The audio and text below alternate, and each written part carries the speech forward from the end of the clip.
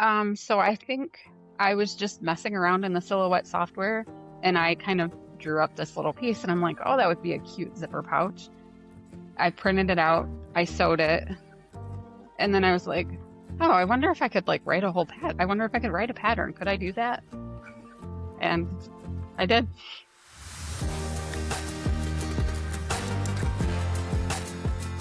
Hello and welcome to Splitting Seams. My name is Shannon and I am your host. Today's guest is Jenny from Sincerely Jen Patterns. I am so excited to share this conversation with you. I had really been looking forward to it since the very beginning of the podcast because I had never had an opportunity to really have a conversation with Jenny. But we have a lot of mutual friends and I just knew we would get along. And so this episode was an absolute treat for me. We get into a lot of technical talk. We compare and contrast in like a really friendly way, not in a competitive way, which you would have expected between two designers. But I just found it to be a really nice conversation. As always, we commiserate. We talk a little bit about the various aspects of owning a business. Sometimes the crappy side of customer service and sometimes the hard side of the work-life balance, but then the joys of some of our favorite parts and things like that. So I hope that you enjoy this episode with Jenny. If you're new here and you're just finding the podcast, I thought since we are past halfway through the season, I would maybe just kind of reiterate what this podcast is about a little bit for some of those who just haven't listened to an episode of Splitting Seams before. But really, Splitting Seams is just kind of a couple hours of a conversation between myself and my guest of choice. I have already, before the podcast started, I already had my full list of guests that agreed to be on the show. And so now everyone's just waiting their turn for their interview. And so really it's an interview, but more in a conversation type form. It's a lot of give and a lot of take.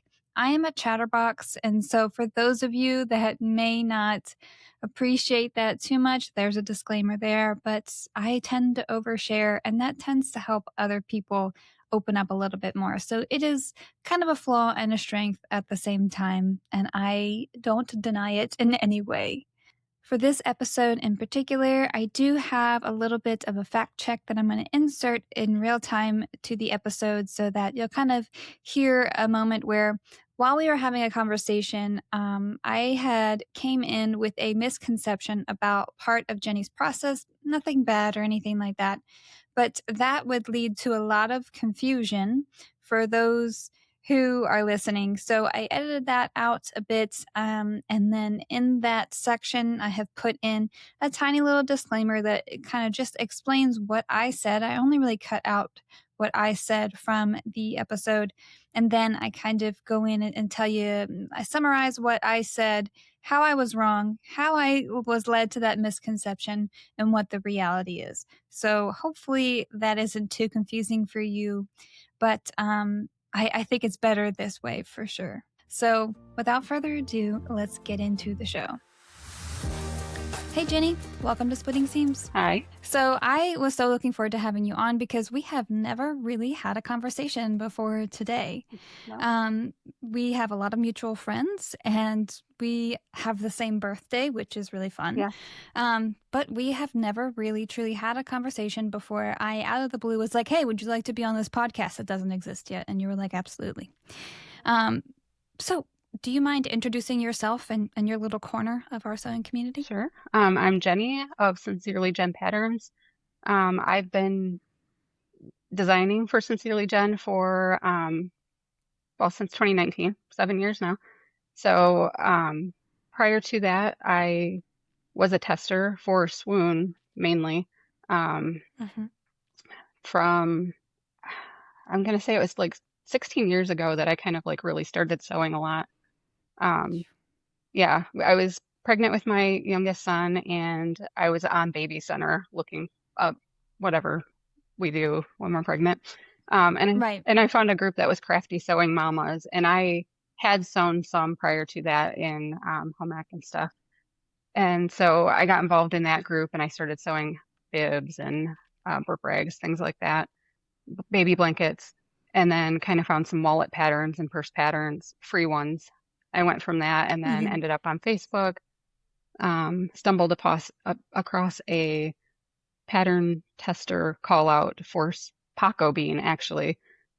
So Swoon was Paco bean originally. So I had no idea about that No? before you had Yeah. mentioned it. Yeah, I literally had no clue. So I think it was her second bag that I tested. I can't remember. It Wow, was like a slouchy hobo style bag.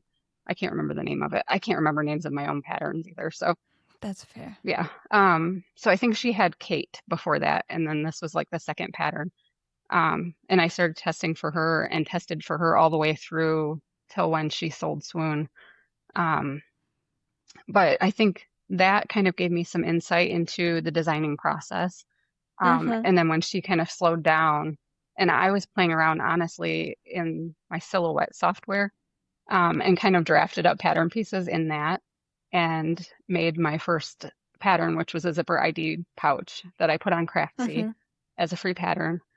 Um, and I think like the next day I posted on Facebook, I had like 600 and some downloads. And I was like, oh my gosh, if all these people bought that pattern, this is crazy. Um, Yeah. so from there, I was like, I need to design more patterns. This is cool that people actually want something that I Mm-hmm. designed. So, and it was super Yeah. simple. But then I upgraded to Illustrator and yeah, I have a better process now. That's fair. Yeah. That's fair. Um, I didn't know that you were like super OG like that. You know, Yeah.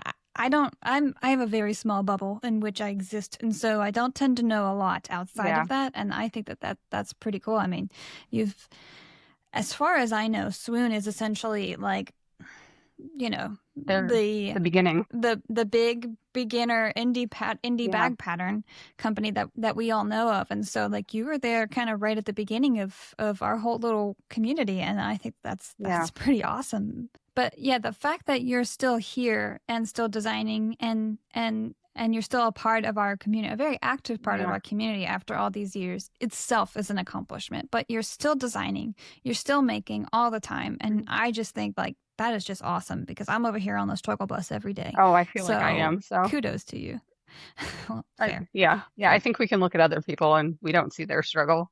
So That's true. That is so true. I compare myself like not in the like, oh, I wish what that I could do what they're doing or like, but I do kind of shame myself in that comparison of like I should be doing more. yeah. You know, I don't assume that I know what that other person's doing most of the time. I just feel like I need to keep up, Yeah. and I really need to stop doing that. I feel like it can often feel like other people are doing so much more than we are.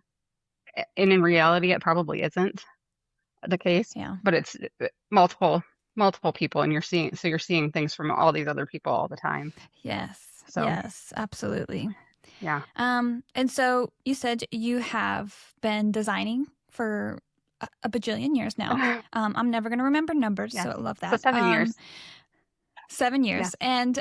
and so I just have to touch on this because this was honestly one of the not the biggest reason that I wanted to have you on the show, but it's like my favorite reason for wanting to have you on the show is that we need to talk about your naming convention of your patterns because they make me giggle. And my husband knows you as the Friends pattern lady. So I just need to hear about it and like the backstory of how it came to be. Okay, so the first pattern I had was called the zipper ID wallet. Boring. Um, so the second one I made was the Consuela clutch. And when I was doing Okay. that, and I was like, I don't know what to name it, and I thought Princess Consuela banana hammock. And then I was like, I can't have a bag called banana hammock, so we'll just call it Consuela clutch. And I went from that, and then I don't I don't know if I was talking to a friend or what it was that I was like, what would be funny though if I made a pattern and called it banana hammock, but like a bag pattern. Um, Mm-hmm. and I was like, I'm gonna do it. I'll just do it. I think other people will think it's funny too. So I did that, and then it went Right. from there, where every single one I found a friend's name, and I'm not even. So I think everybody thinks I'm like obsessed with Friends, and I like Friends, but I'm not obsessed with it. Um, my parents watch it a lot. My dad will be like, "Do you remember that one part when Joey blah blah?" You know, and I'm like, no, I don't. I Google things before I name my patterns. I have kind of a running list if I am watching it and I see something, but generally speaking, I'm not like obsessed with it. Um, but But it does give you a lot of it options. I does. will say there's a lot of quotable It does. moments. It does. And I'm holding out for my crap bag because I have an idea for it, but I haven't come up with like the perfect design, what I want it to be yet. So, I'm also not like a huge Friends fan. My cousin was, and I lived with that part of my family growing up, and she could probably quote probably any given scene in any given time. I don't know if she still can, but I mean, when she was in middle school and high school, she had all the seasons on DVDs and they were on repeat all the time. And so I have seen a number of episodes, but my husband even knows more about Friends than I do. But I will say that, like, whether or not you're obsessed, I'm obsessed with just the fact that you've made these names because they're all funny. Like, what was it? The ugly naked guy? yeah, ugly naked guy hobo Mm-hmm. bag. So, and a Yes. lot of people will Yes. call it And the like, UNG. They'll be like, why do you call it this? It's not ugly. Well, yeah, I know it isn't that. yeah, yeah. You don't get it. Yeah, You don't get the yeah. joke. That's fine. Okay, so I have this on the list of questions for you because I just had to ask. Okay. Although now I know that you're not obsessed, but you have had like 12 hours to think about it, maybe a little bit over that. What if you had to be one Friends character? Who would it be? Okay, so I was thinking about this, and I think it's not necessarily who I would want to be, but who I'm most like, which is probably Monica. Okay. Okay. Not in the cleanliness factor, but just how she is so like everything needs to be perfect, attention to detail kind of thing, type A. Mm-hmm. I feel like I fit with Monica with that. I would like to be like Rachel, Same. but I'm probably not that fun. Yeah, I mean, same. Yeah, 100% same. yeah, I'm a little bit. My husband likes to call it neurotic. yeah. My therapist likes to call it obsessive tendencies. Both work. Both Yes. work. That's fine. Um, okay. And so I'm a pattern designer. You're a pattern designer. But you have a full-time job as well. I do. So this is my full-time job, but you have a full-time job. Wait, two full-time jobs really, if we're really thinking about it. Right. And so what is your full-time job? So I am an accountant. I'm technically corporate controller, for a privately owned company. So sounds important. I was gonna say, yeah, I don't know what that means, but Yeah, sounds important to me. I'm a step down from the CFO. Oh, okay. Yeah. Okay. Good So for you. Good for yeah, you. yeah. So I'm good at accounting too, probably the Monica tendencies that I have. Um, and I like it. And I feel like there's definitely security in having like another job, not Mm-hmm. just this, because the pattern sales world has like drastically changed. I feel like over the last couple of Yeah. years, the Yeah. sales have just decreased, um, Mm-hmm. as sales with other things have because of the economy. Um, Yeah. so it's good to I feel good having that security of having another job. Plus I really like what I do most days. That's great.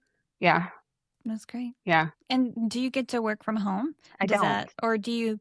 Oh, No, no. So my I company, was gonna say. some of the things that I do, I could do from home. I do work at home sometimes, but I have to be Mm-hmm. in the office at least the 40 hours a week.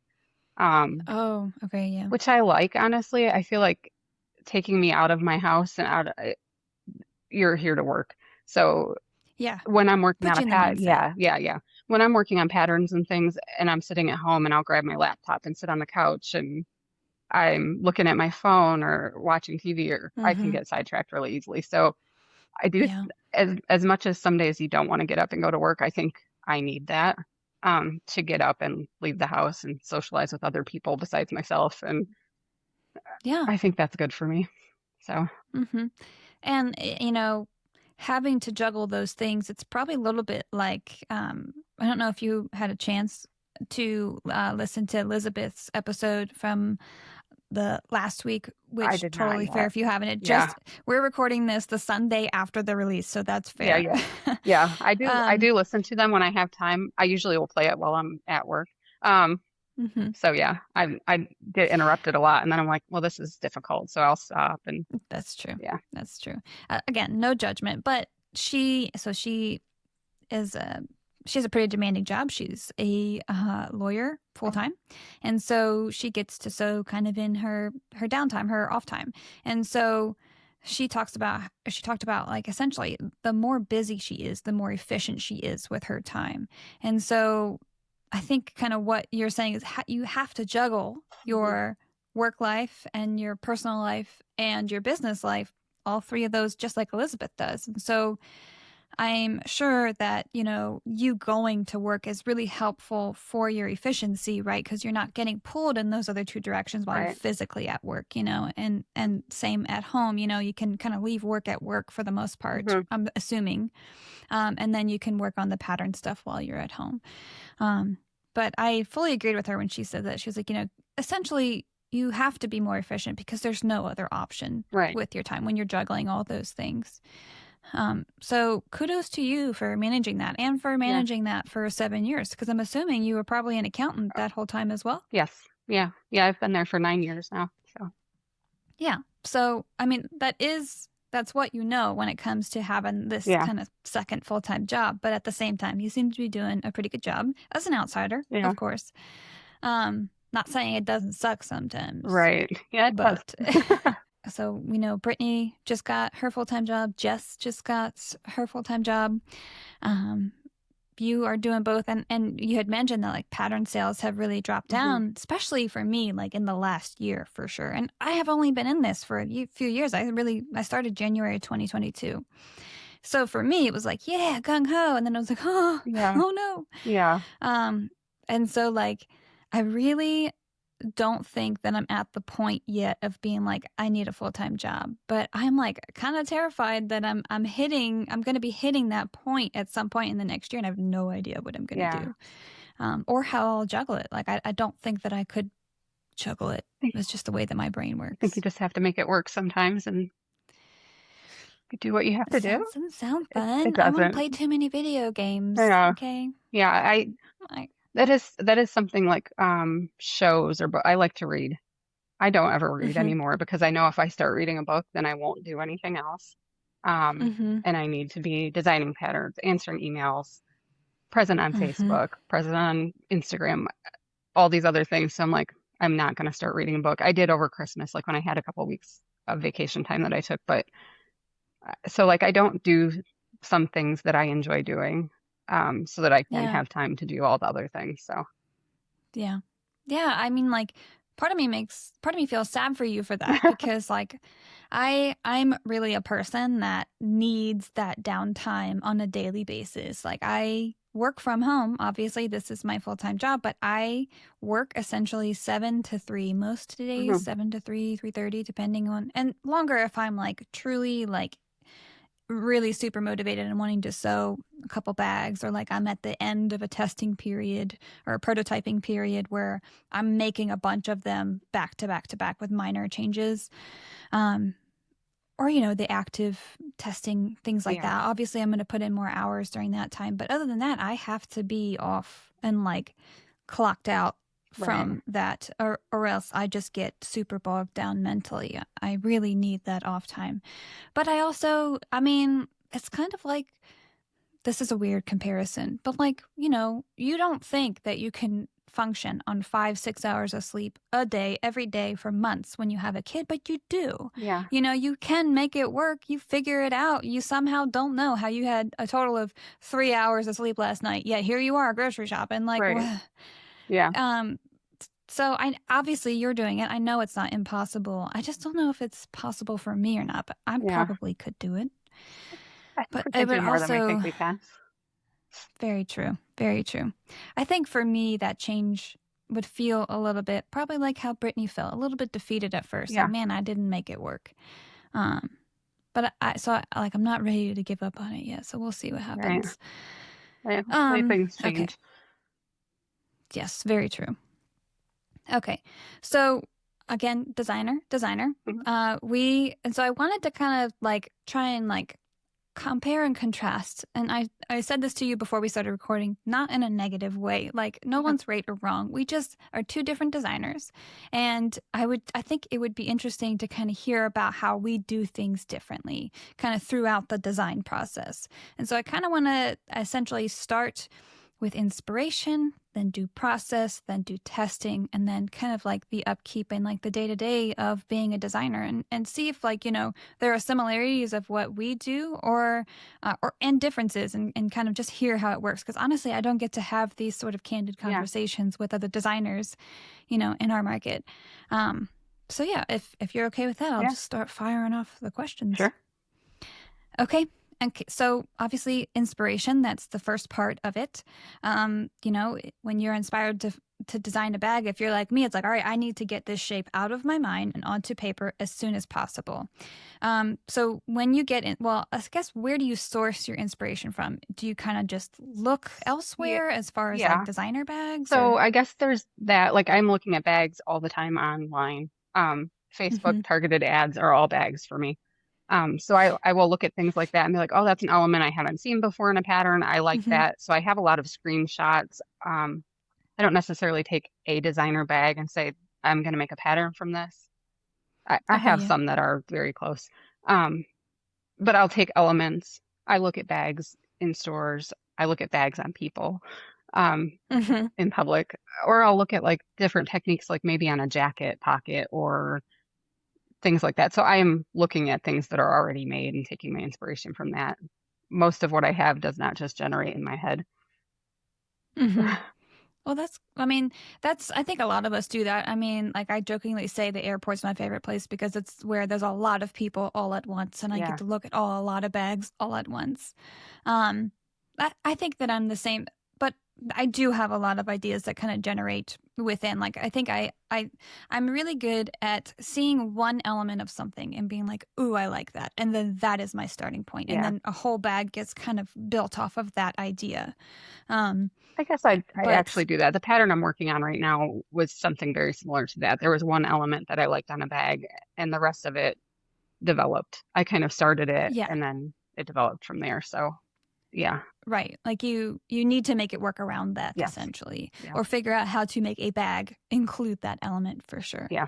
Um, absolutely. And so part of the problem with that nowadays, with finding the inspiration and like all that stuff, like, at least for me, I can only speak for myself, is that and I hope this doesn't ruffle feathers for some of the customers or other designers that are listening, but we experience a lot of market saturation, and just in general right now, when it comes to products, promotions, or, like, I should say, materials, and then promotion for them, as well as patterns on a day-to-day basis. Like, Mhm. it's not even exaggerating to say there is a new pattern release that we see promoted every single day.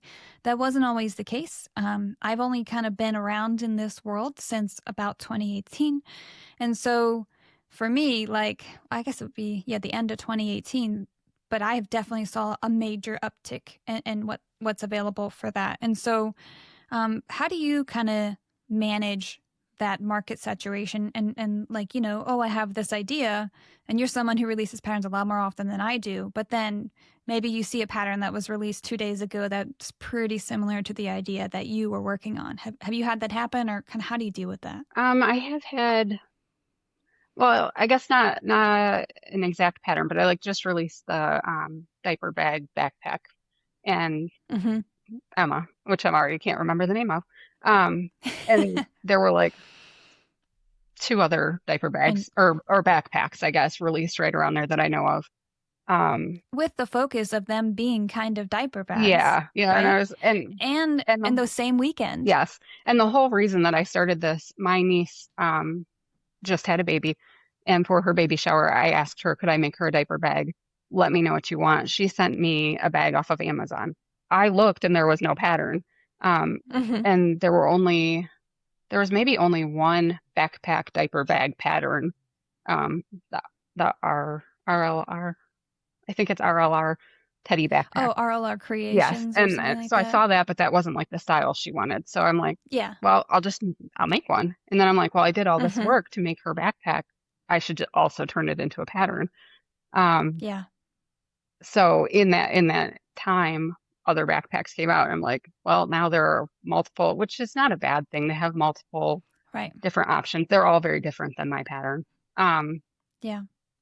and I guess it just is what it is. Yeah. And it also, I think being a diaper bag backpack is not a pattern that everybody's going to buy. Um, Yeah. and it also was not something that I personally wanted for me. And I struggled Mm-hmm. writing it, designing it, everything because it wasn't Yeah. something I wanted. Um, which was something after I finished this pattern, I said, like, from here on out, I have to only do patterns for things that I personally want and that I personally like because it's really hard for Mm-hmm. me to work on it if I'm not feeling it. It's that whole like the thing that I have is just so more of what makes you happy because I feel that exact thing. If I'm not enjoying it, I it's a chore. It's Yeah. not fun. Yeah. And this is supposed to be fun, you know, like yes, it's a job, but it's also supposed to be fun. It's not, you know, creating as a whole shouldn't really be frustrating. It is for sure. Hmm. Little moments can be frustrating, but the entire process shouldn't be. Yeah. Um, and so I totally get that. The market saturation is really great for customers. Like for them, Yeah. they have so many options. And so I get it that as a customer, you're like, this is great. And obviously, if you already have a pattern that you own that's similar to that, you don't have a need to buy a second one. Um, for me, the market saturation is tough because like Lauren has kind of drilled this into me as Nikki, as well as Nikki, telling me that like it's okay if you release something that is similar to some other design. There's only so many ways. People want to hear how you do it. And I'm Mhm. like, I hear you. But the market saturation gets in my head too much.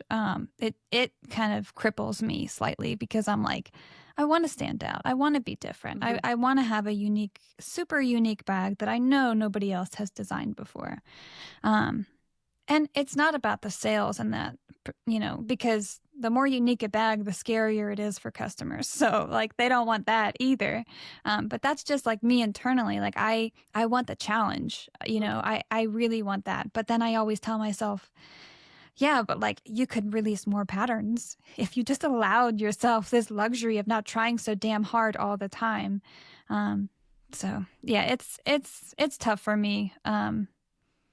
It really is like that. It gets in my head too much. I need I to get do out of struggle it. with seeing other people's patterns constantly. I try to like not pay so much attention because I don't want to like Yeah. accidentally copy a feature that I didn't mean to or Yeah. like I see other patterns. Your Aries, I think with Pisces pack add-on or whatever Mm-hmm. that is, that's so cute. And I'm like, Mm-hmm. I would like to make one of those, but I don't want to buy the pattern and make it and then find some technique or something that I'm like accidentally use later. I don't know. I'm like so Yeah. worried that I'm going to accidentally take some element from somebody else's pattern and use it in one of Mm-hmm. mine inadvertently. Um, Yeah. You could always do what Lauren did. So Lauren released an update. I think it was to the Peekaboo, and I don't remember anything, so it could not be that. But she used some of my bulk reduction techniques, and she was like, "Thanks for Shannon for letting me put it in there." And like, I would never have any problem with that. Like, that means so yeah, much to me that you would even one like consider doing that, and then two like throw a little like thanks my way, like 100%. yeah, I don't need nothing. Like that was great. And I don't really need that from anyone, but I get that. And totally like you know, you want to come up with these processes very authentically, hmm, very genuinely from your own head and not influenced from another design or something like that. And that is tough because that means that you probably aren't going to be sewing up a bunch of other patterns or other right, designs too. So, you know, as a bag maker, you kind of feel maybe a little bit like, man, that would be fun to sew, but I'm not going to sew it because I'm not trying to get anyone right, mad at right. me, you know? Yeah, yeah. I've No, sewn that's some of fair. Lauren's patterns, but Hmm. she also tests for me, and I Yeah. think if there was anything she did, she'd be like, use it. Um, but Hmm. other than that, yeah, and I've tested her patterns, and I've tested some of Brittany's, her Gabriella. I Mm-hmm. tested that also. So, Mm-hmm. but other than that, I'm not sewing anybody else's bags anymore. I also feel like I don't have Mm-hmm. time to. In the time that I Sure. have to sew, I need to be like working on new things for me. So, Mm-hmm. I think I only bought maybe 1 to 2 other patterns last year, and one of them was a diaper backpack because my cousin had her baby in September. And so obviously she got her diaper bag right after her baby was born. We love that. But leading up to that, she really wanted a jujube bag. And there's a couple techniques in that jujube bag. So like I'm one of those people that I can look at something and mentally deconstruct it. hmm This jujube bag had a very particular back pocket zipper for a laptop that did not have any shown bindings there. Like it was, the longer you look at it, the way more complicated it was. And I so wanted to spend the money and deconstruct that because I was like, I need to know how they did this. But you're right, there wasn't really any other bag patterns. And it's so funny because when the one pattern that was released, I don't remember the name. Maybe it's not. I don't even remember the name of the pattern, the diaper backpack that I did buy last summer. And I did it and then printed it out, put all the 4 billion pieces of paper together to make a pattern, which I do for my own anyway. So like, but this is obviously a bigger pattern. And I was like, I'm going to use the straps and I'm going to use and alter the main panel and then go from there.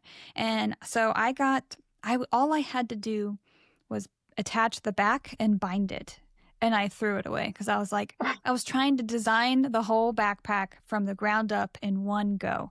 Stupidest decision I've made in a long time. It was so frustrating. I didn't enjoy it. I had a wavy zipper, which is a crime. Okay, can't have that. I can't look at that in the future at some point at her house. That's not going to happen.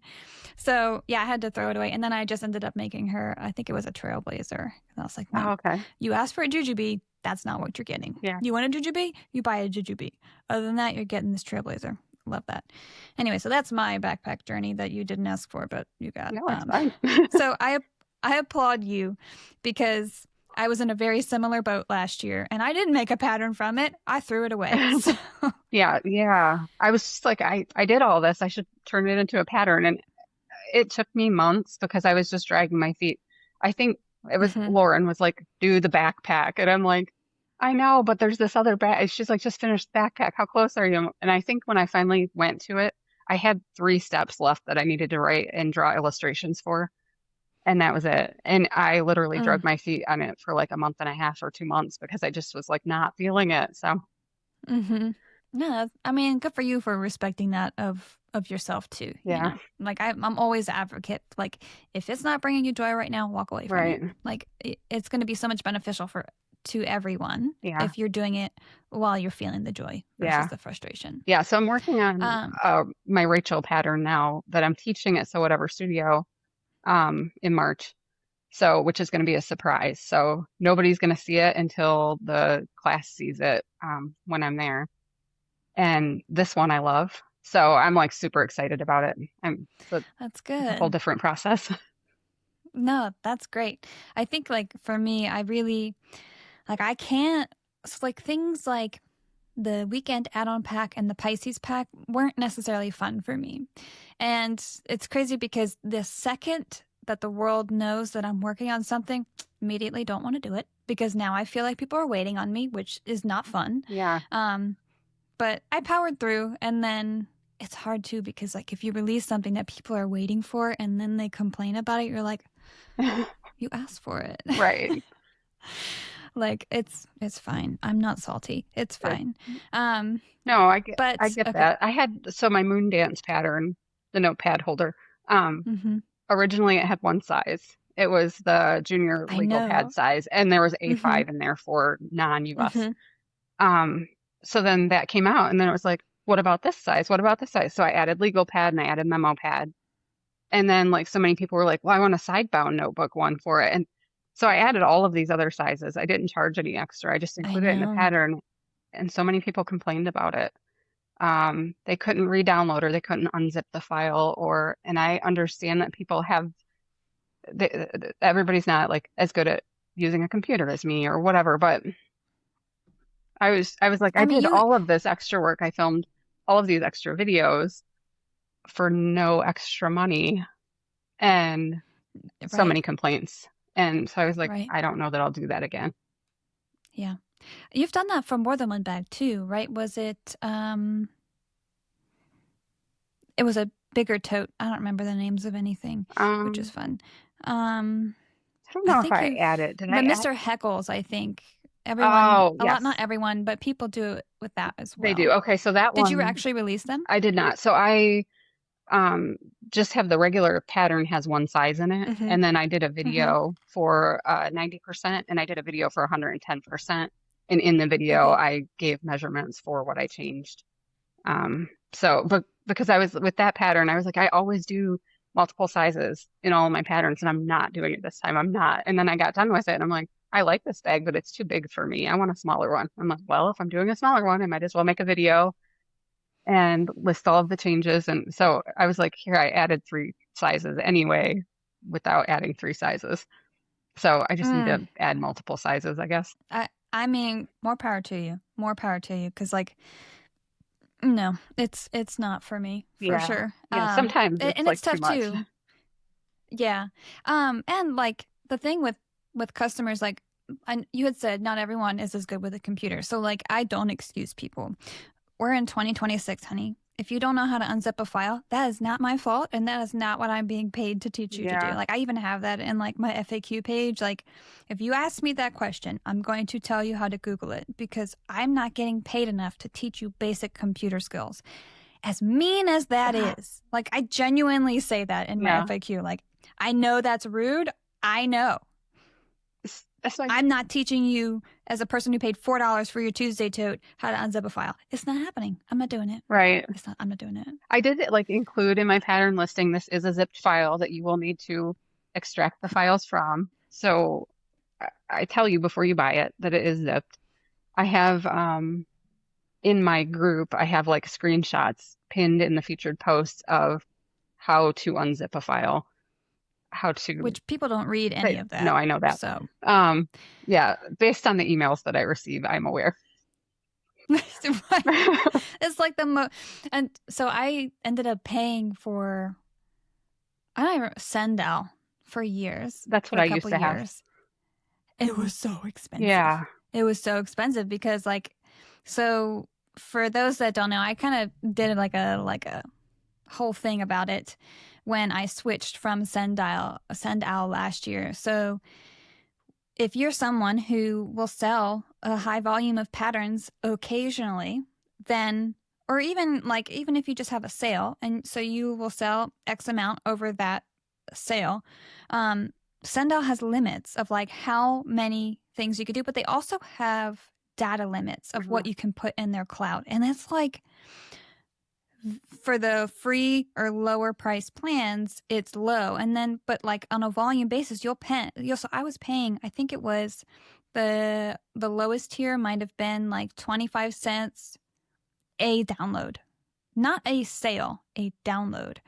Maybe it was a sale. I don't know, but so I ended up paying like $500 during a release. $500 Wow. from Zendout because I didn't have the like highest tier plan, because before that I didn't need it, but I had hit my data cap. Okay. And so it was just a whole thing. And so I ended up paying out the ass that for like 1 month and then half of the next month. And then I had to pay $100 a month plus like 11 cents. I think it was a sale, maybe, like per pattern sale. So if I sold 3 patterns in a sale, every single one of those got charged 11 cents on top of the whatever other fees I had. And then they increased those amounts later on in like May or so of last year. Mhm. But all of that was to avoid the like, can you help me unzip my file? Right. Because it was so prevalent. Like every single day, people were like, it's not opening properly. Well, first question, did you unzip your file? Right. No. How do I do that? How do I do that on my phone? How do I do that on my tablet? And Yeah. it's like, can't help So you. I think when I first got Sendall, because I was using that the whole time. So 2018, I guess, I don't know when I started my Shopify. It was probably 2018 when I got my Shopify website. Um, so I had Sendall then. I was paying, I think, $50 a month. They did not have like the per sale. Yeah. So Mm-hmm. when they changed their schedule or fees, whatever you want to call it, I think I was like grandfathered in and I got to keep my Yeah. old plan. I didn't know at that time I was limited to 100 files. So there was a Okay. point I Yeah. was going to release one of my patterns, and I have the pattern, projector files, copy shop Yeah. files, SVG files, all included. And I was adding them each as an individual file, and then it was a bundle Oh, that you I would see. download. Yeah. So nobody had to unzip files. And as I'm loading this, like the night before release, it was like, you reached your Mm-hmm. max. And oh, what do I do now? I don't know what to do. Um, so I threw those all into a zipped file, and I'm like, these are going to have to be a zip file. Otherwise, there's no way for me to add these without bumping it up, and it was going to be $250 a month. Yeah. And I'm like that. I'll have to increase my prices and everything else. So either way, somebody was going to complain either way, whether I increased Yeah. prices and did that or add the zip files, and I chose to use zip files and keep the price low. Um, and then last year when they went through the change, I think it was going Mm-hmm. to be like $500 a month. Yeah. And Yeah. Because I was like, there's because if no way. you, yeah. And um there was also no way to truly track. So like I was also grandfathered in. So I had, I think, like a $30 a month file. Hmm. And then I was also uploading the files for the Rosie. And that's when I had hit my like cap of like I had hit the gig or whatever it was Yeah. of data, because my files are heavy because I have so many pictures in them. And so that's when I was like, oh, okay, well, I'll just bump up to like this minimum tier. Don't need a ton of data. I just need enough to cover it. But that it was a lower amount of data they would give you, but you would you would have to pay more per sale. And so I was in that, and that was actually the penultimate upgrade or price increase. And so then when everyone was forced over to Switch last year, you would have to pay, you couldn't track back that data of like how much data you were causing them to use. And that's what Hmm. the change was last year, was like if you have used X amount of bandwidth or something like that, then you'd be charged, but you couldn't track that in the past. So I was like, this is absolute BS. Like I'm going to be spending almost $300 a month, and Yeah. I can't afford that. I pay for an accountant every month. I pay for all my other fees every month. Like I can't make up enough money. I can't create that money on a slow month, you Right. know? Right. So, so did you get out of Sundown? I did. I switched to Sky Pilot, and it's been good. Okay. I have heard about that. Mine is different. Of course, I can't remember the name, but we're going to press pause because I'm going to find it because I need to say it because I hate that I can't remember. Stand by while I clickety click. FileFlare. Okay, I've heard of that. Yeah, that one's really nice. So for all the people that didn't care about all of this information, I geeked out, so I'm happy about it. Hmm.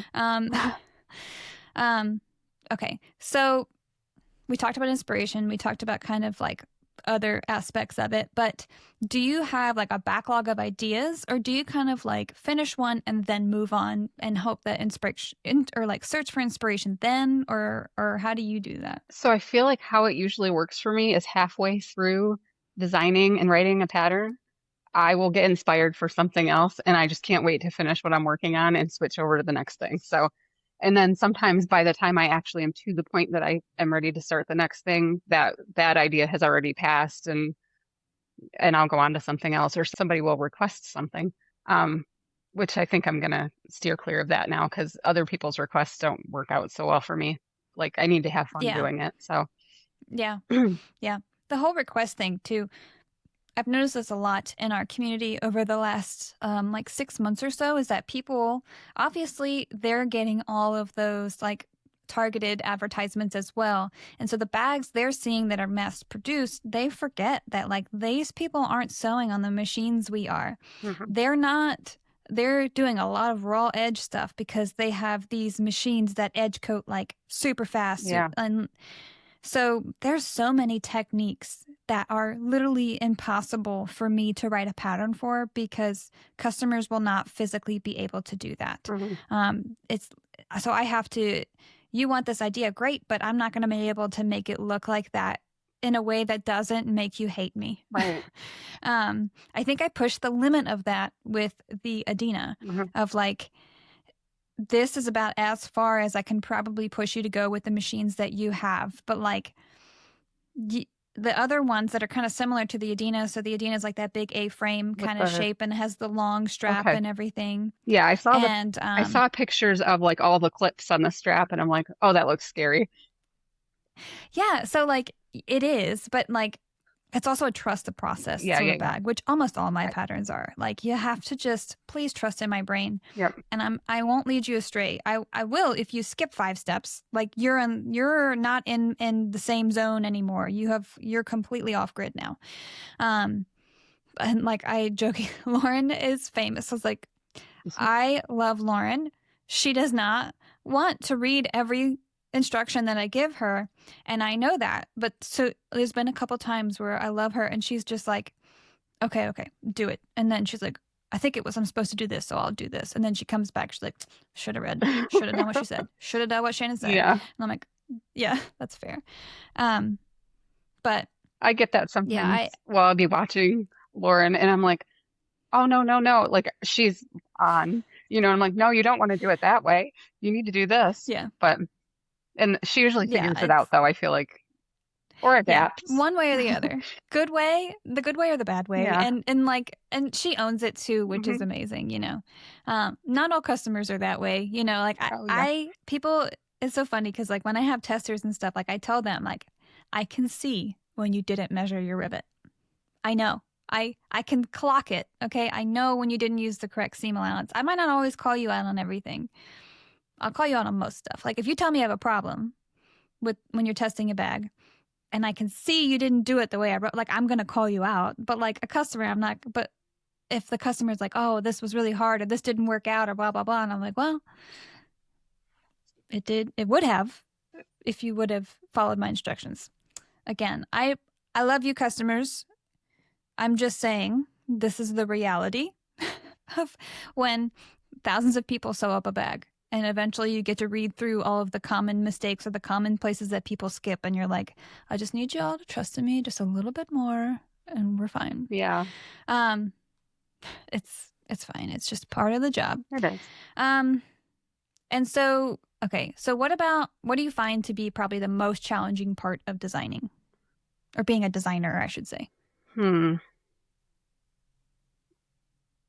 Well, okay. So I guess like the most challenging part of designing a bag for me is drawing illustrations in the patterns. My first few patterns had pictures, but I like to have illustrations because I feel like I can show it easier and I don't have to take pictures throughout the Mm-hmm. process of making a Yeah. bag. But like I'm not trained in drafting. I have no Illustrator training. I just Google things Mm-hmm. and mess around until I get the result I need, which I've gotten better at it. But like Yeah. 3D, if I need to have something look 3D in my pattern, I struggle with that every time. So Yeah. Yeah. I mean, I also had the first time I designed a pattern, I just downloaded Illustrator, never used it before, and all the things I learned along the way just came from Googling and Googling and Googling and figure out what I was doing wrong. You get efficient with time. yeah, Um, but I applaud you and those who write patterns and do illustrations because for me, it's more time consuming but easier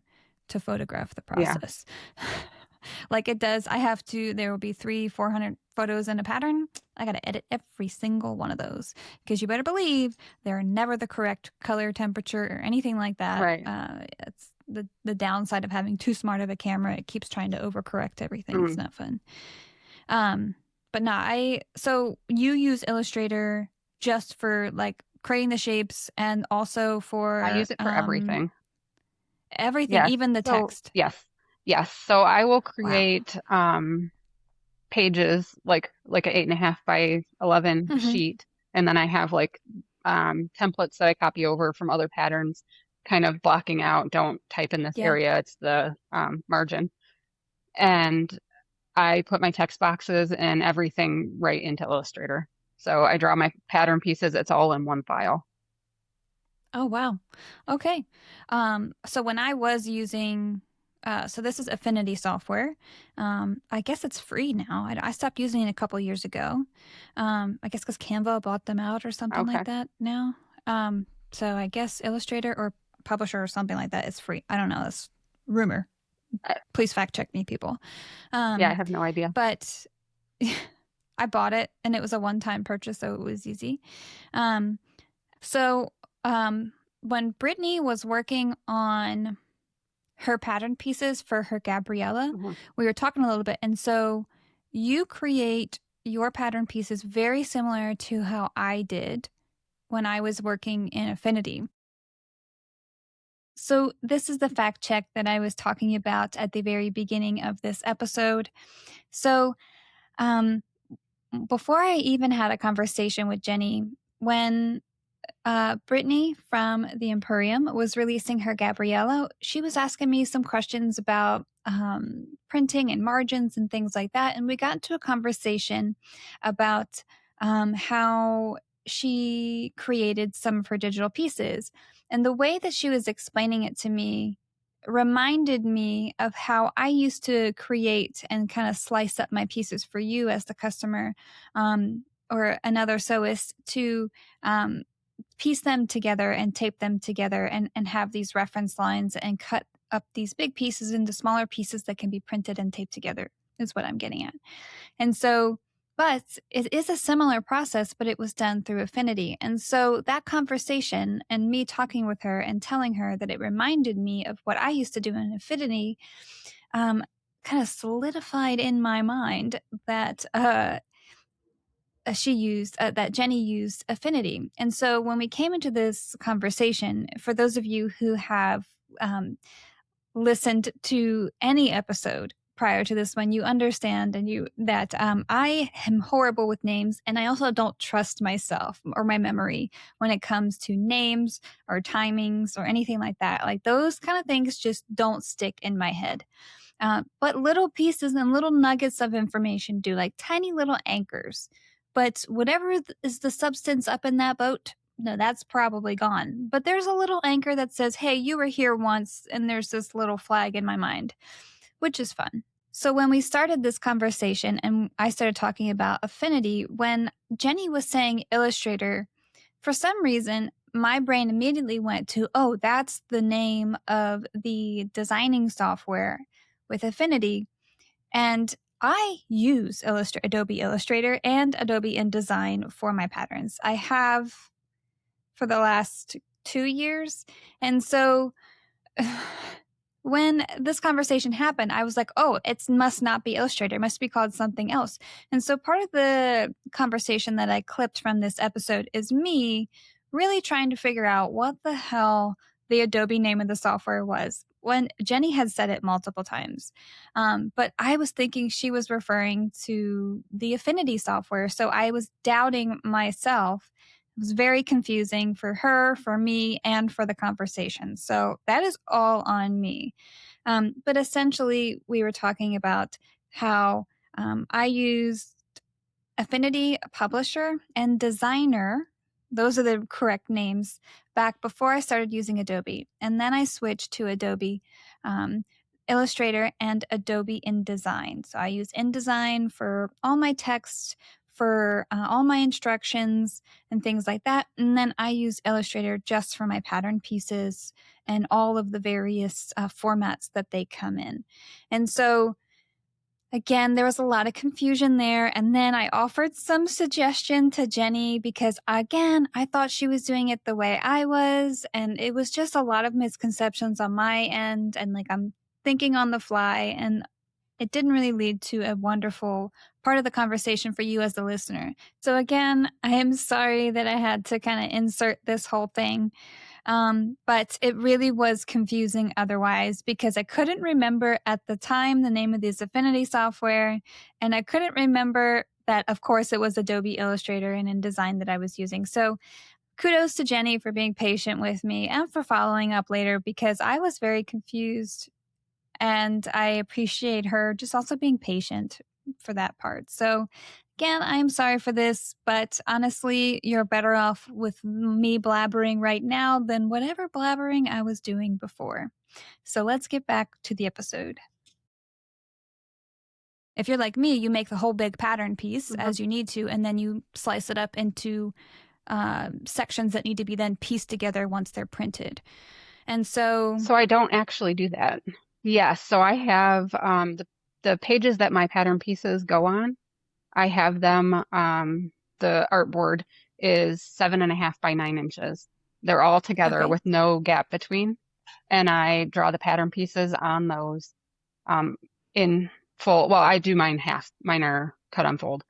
So, Oh, okay. but All mine are full, and that's probably part okay, of it. but they'll span across multiple pages. And then I just put a line, like a 3-point line instead of my patterns are 2-point around the edges. I'll use a 3-point line that's gray, and I have like a little symbol that I put where you tape them together, that I put over the line between the two pages. Once I export it out of Illustrator into Adobe Acrobat, then I can crop the page, even though I'm making it bigger, to a full letter size, and it puts the margin around it. So then the pieces are split on multiple pages, but it's one whole page in my Illustrator. Oh, okay. Well, if you're open to it, I'd love to just show you a different process that Yeah. I've found. So like all of my pattern pieces, I don't do anything cut on the fold because I'm lazy. I'm also, we've already discussed, slightly obsessive. So that's just me. But essentially you just draw you have your kind of, you know, you have like your center markings and things like that. So for me, if I can, I will always split things in the middle so that people have a center line Yeah. to use. And then they piece it together back so this line is still there. Anywho, so you draw a rectangle and it automatically hits its center marking of the piece, and then it kind of separates it into two individual pieces. So everything I do is just it's immediately cut on that center line, and it's pretty efficient. But anyway, always like I could immediately get off here and go do a walkthrough on my Adobe, because again, I don't know if that would work for you. Do you do a lot of curved pieces at all? I do, which is why it's so necessary for me. Yeah. Okay. Again, I don't sew a lot of patterns outside of my own. Right. Almost No, I all get my that. pieces are curved. I have a lot of curved pieces. I don't normally include pieces. I'll have it cut by measurement if it's like just rectangle. Okay. Yeah. I include almost all of them, unless they're like too long and skinny, then it will be cut, or too like kind of big. But again, people want everything, so they get everything and they can choose to ignore what they don't want. Yeah. Okay. So all of that was very, very geeky for a lot of people that may or may not be interested to hear about the technical part of it. Right. So you said your personal challenges. Can you remind me of that? Because we've gotten so far from that. The illustrations, right? Yes. Okay, the illustrations. Yes. Okay. Yeah. That's fair. So, and I think as far as like being a designer in general, I have a problem with email, with always checking my email daily. I think because of me working. Sometimes I get home and I am like, I'm just done for the day. I can't do anything else. Which is fair. Yeah. So if I've had like a mentally exhausting day, I get home, I might not check my emails every night. So that's something I do. I try. I read emails on lunch breaks and things like that, but yeah. I think that like a 24 to 48 hour response window is totally acceptable. And I know that not all customers like to hear that, but like I just refuse to be at everyone's beck, like be accessible to everyone at all times. Not only just for me, but for my family too. Like I don't want to have, okay, well these are the hours you get with me and let me be distracted by work stuff, versus like, okay, doom scrolling, fine. Whatever, that's different. Yeah. Versus like, hang on, I got to type this email, Yeah, I have changed like my Facebook settings so that I can't get messages unless it's somebody that's a friend of mine, just because I can't give people that constant attention that they want. So yeah, and sometimes I feel a little bad, but most of the time I don't. And like I know that it feels like kind of boomery to be like email only, but for me it's a reference thing. Like I need to see how many times we've had this discussion, and like I need to see what I've told you before, and I can't search on Instagram and Facebook Messenger and YouTube for your response on one of those other Yeah. platforms because, or maybe two other platforms, because you didn't remember where you messaged me last time. You know, like I need it consolidated into one place that I can reference.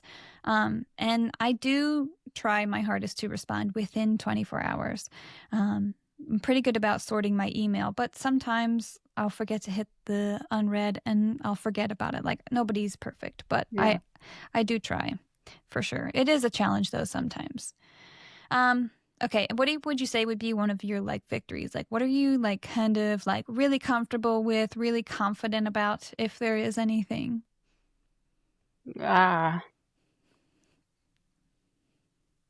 I don't know. I don't know. Your naming convention would be one, I would say. Yeah. You got some good names there, Yeah. so. Yeah, I do. I mean, sometimes I will ask in my Facebook group if like, here's the next bag. Does anybody have an idea? If you name it, if I pick your suggestion, then you'll get the pattern for free or something like that. Yeah, I do have that. I like writing directions. Me too. I, Me yeah. too. I So love that. that part I'm good with. Sometimes like I can go through and I'll have all of the directions written. I just don't have the illustrations yet, and that's where I'll get stuck hmm on the illustrations. Um, hmm I think that's another thing that probably with doing the swoon pattern testing that I did before, I like proofreading. I like to Okay. correct other people's grammar and spelling. So Good for you. I think that that led into like I like writing the pattern. So I do like that hmm process. Yeah.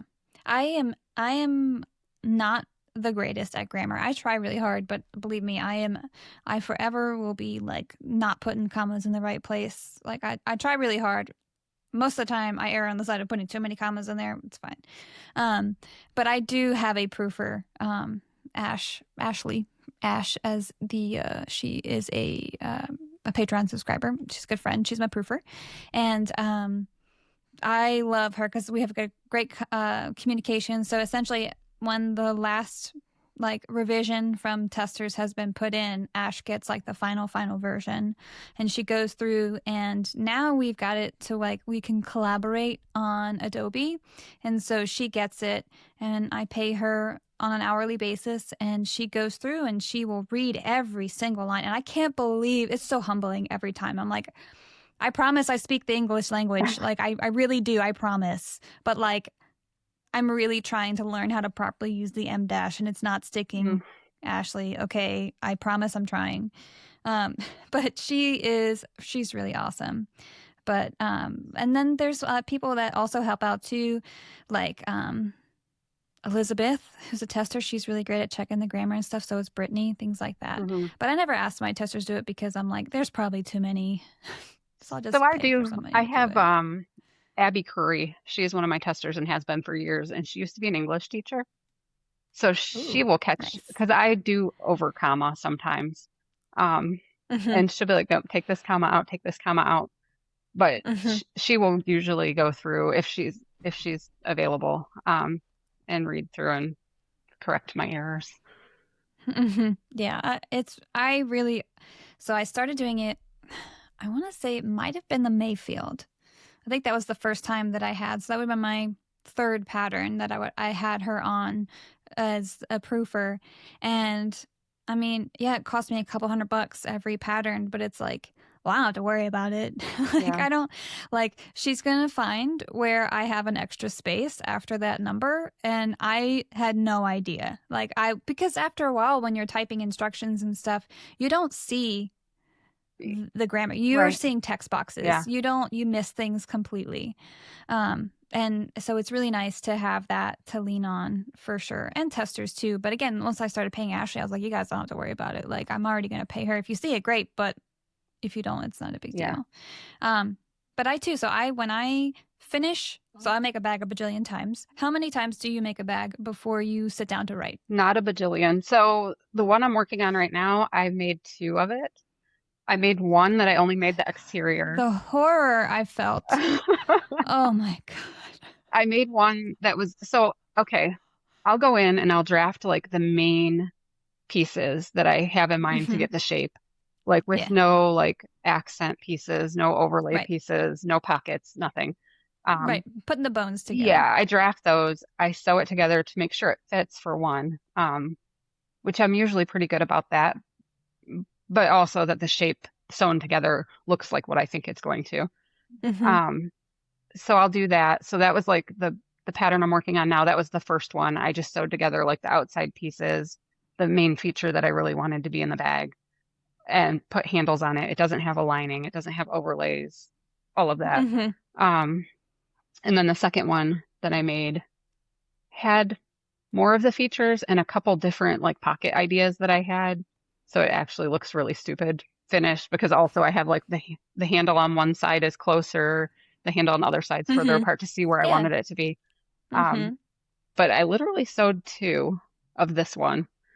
The backpack, the backpack I made one in full. I wrote the pattern and then I made the one that I filmed in my video.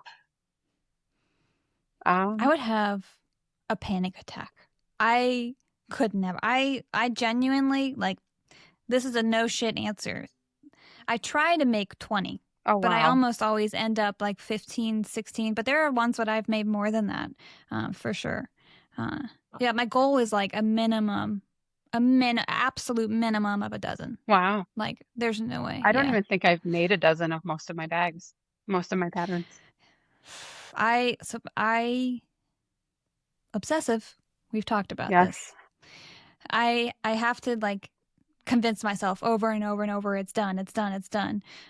But then I also try out a lot of things and I constantly like I micromanage myself. Like I tweak until I feel like okay, that's done. I can ignore that now, but it takes a long time for me to get there.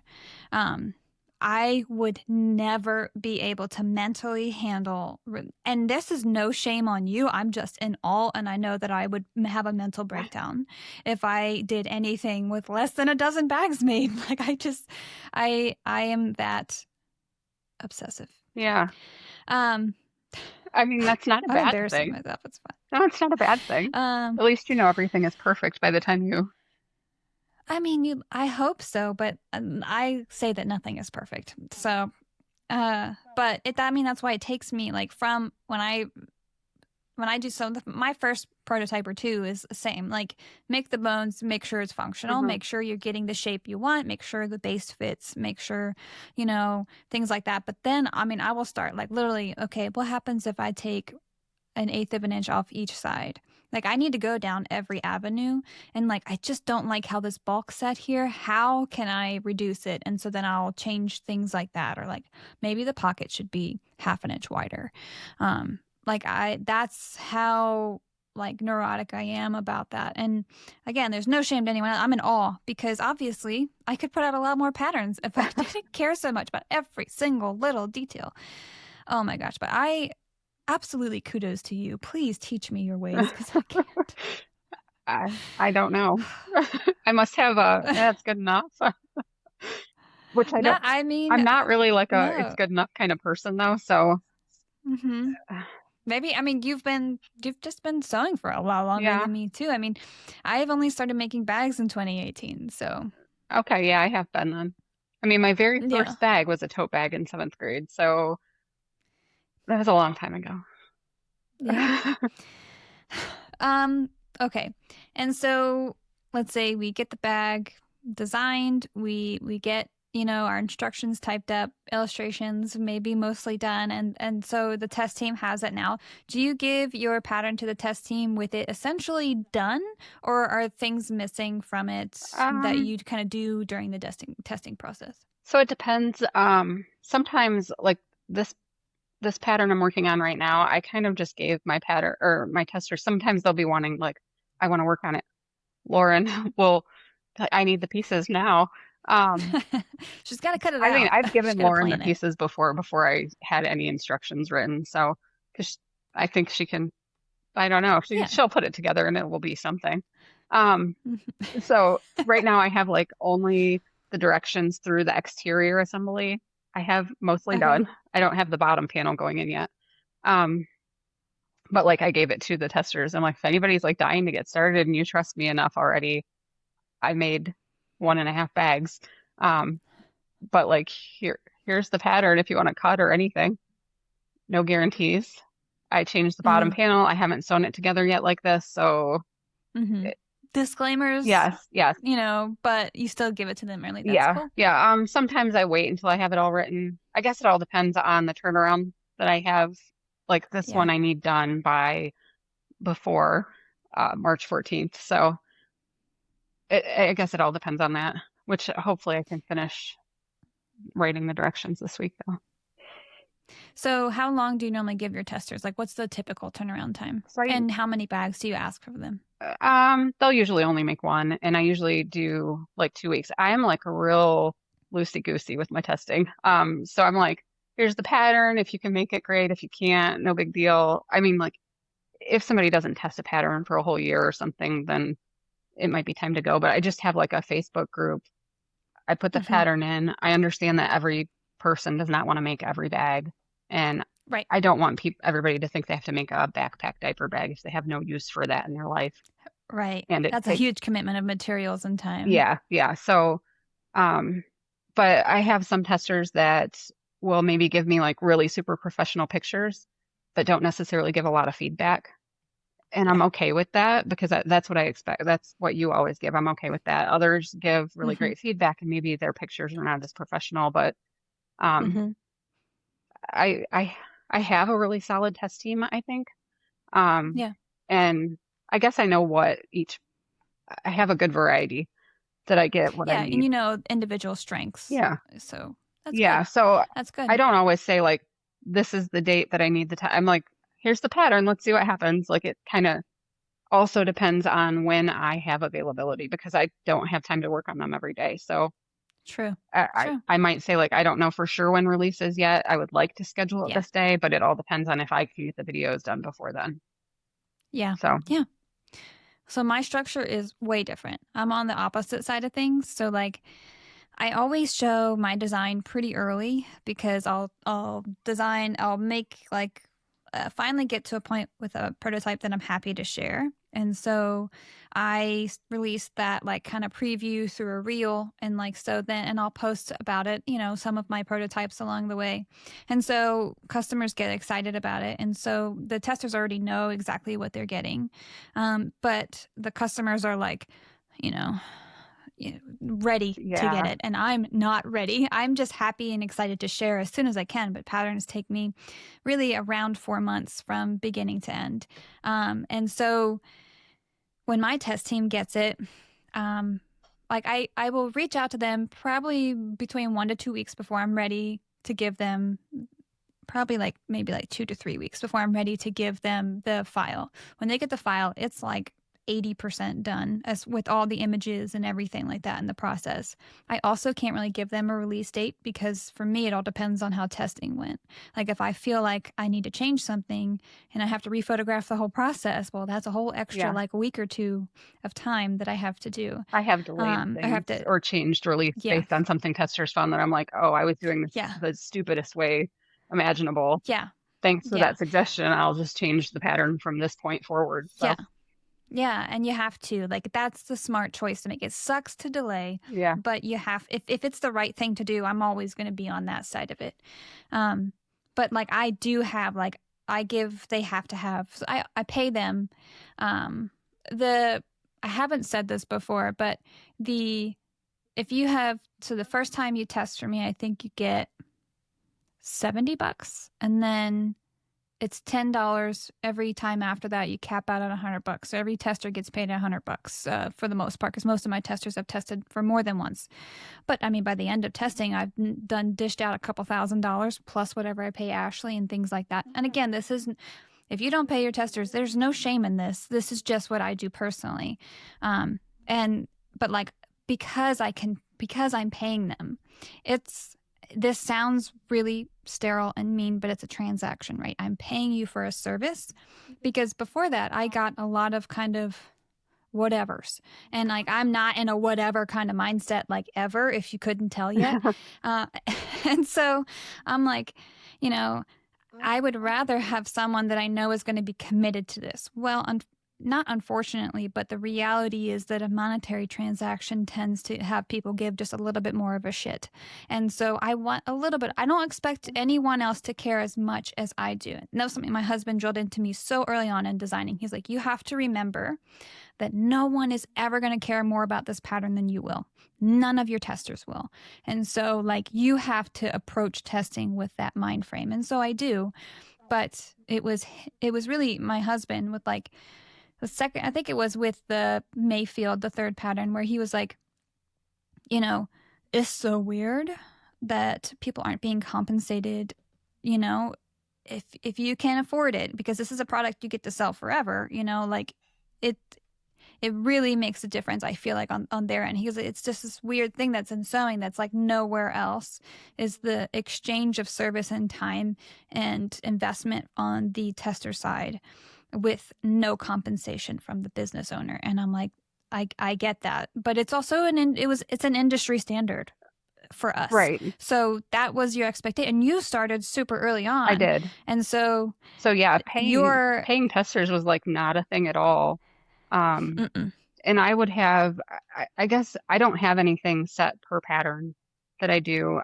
Sometimes like the first 4 people to get a pattern done, I'll send them like a Mormino gift card, or Mm-hmm. I've gotten gift cards for that template shop before so that they can get templates for whatever pattern they want. It doesn't have to be mine. Right. But I've done things like that usually for the first however many that get it done. Mm-hmm. With this last one with the backpack, so I'm like, this is just an insane amount of supplies that you're using, the time, all of that. I'm like, everybody who tests it, please give me your Venmo, PayPal, whatever. I would like to pay you all for this because you're giving me so much of your time. Nobody gave me their information. So I'm like, I need that's to why. pay you. Mm-hmm. So for me, if somebody is not willing to accept compensation, they are not allowed to test for me. Because part of the reason I said before, but also I don't want anyone feeling bad for accepting it when somebody else, if somebody like, no, that's okay, I don't need money, I'm just happy to be here. And somebody else is like, well, I mean, that would be nice, because like, there's no way I can pay for their time when they're testing a pattern. Like that's impossible for me to afford. What I can afford, though, is to offset their material costs, the same thing. But I mean, like when people test for me, I have a Google form, kind of like the Google form I sent you, where it's like terms and like expectations. Like you need to understand that there's a time frame, there's 2 bags, like you're going to be paid. Don't be mean to other testers. I expect you to read all the things that I post in the group. Like I'm pretty strict about it, but also, I mean, like I am now paying you for a service. So I hate to say that I feel entitled to it, but at the same time, like it's not fair for you to not follow through on your half of this bargain that you're agreeing to here. I mean, you have to sign this for like every test to tell me that you are understanding of what your expectations are. But of course, if things change, right? So like with the Adina, the strap wasn't long enough and somebody else brought up another issue with the strap. And so I had to kind of redo everything. Well, not everyone could test a 3rd bag or work in that time frame. But those that did, I ended up having to pay them extra for that extra bag and stuff. And so it's tough. Like I said, it's not necessarily an industry standard. When I started doing that in 2022, was not an industry standard at all. I ruffled some feathers with it. And like, I don't feel bad because I'm like, I don't care what anyone else thinks. This feels like the right thing to do just for me and what my expectations are. Like you're testing for me. I promise it's not as strict as I make it out to be. I'm not an asshole. I'm actually really kind in my group, but I do have high expectations. And so anyway, but testing is probably the hardest part. It's the most humbling experience I think that I've had in my sewing journey, of like just putting this brand new thing that you work so hard on out there, and then people are like, all right, well, so like all of these things are wrong, right? Fix them, please. And I'm like, great, love that. Right.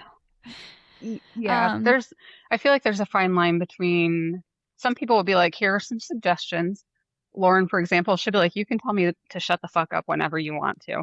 She's like, I'm just going to throw this out there, but you can tell me to shut up. This is your bag, not mine. I value all feedback. Some of it I may ignore if it's like a design feature that I specifically want it to be a certain way. I might Hmm. ignore it. But I want to hear what everybody has to say, Yeah. even if I don't like it.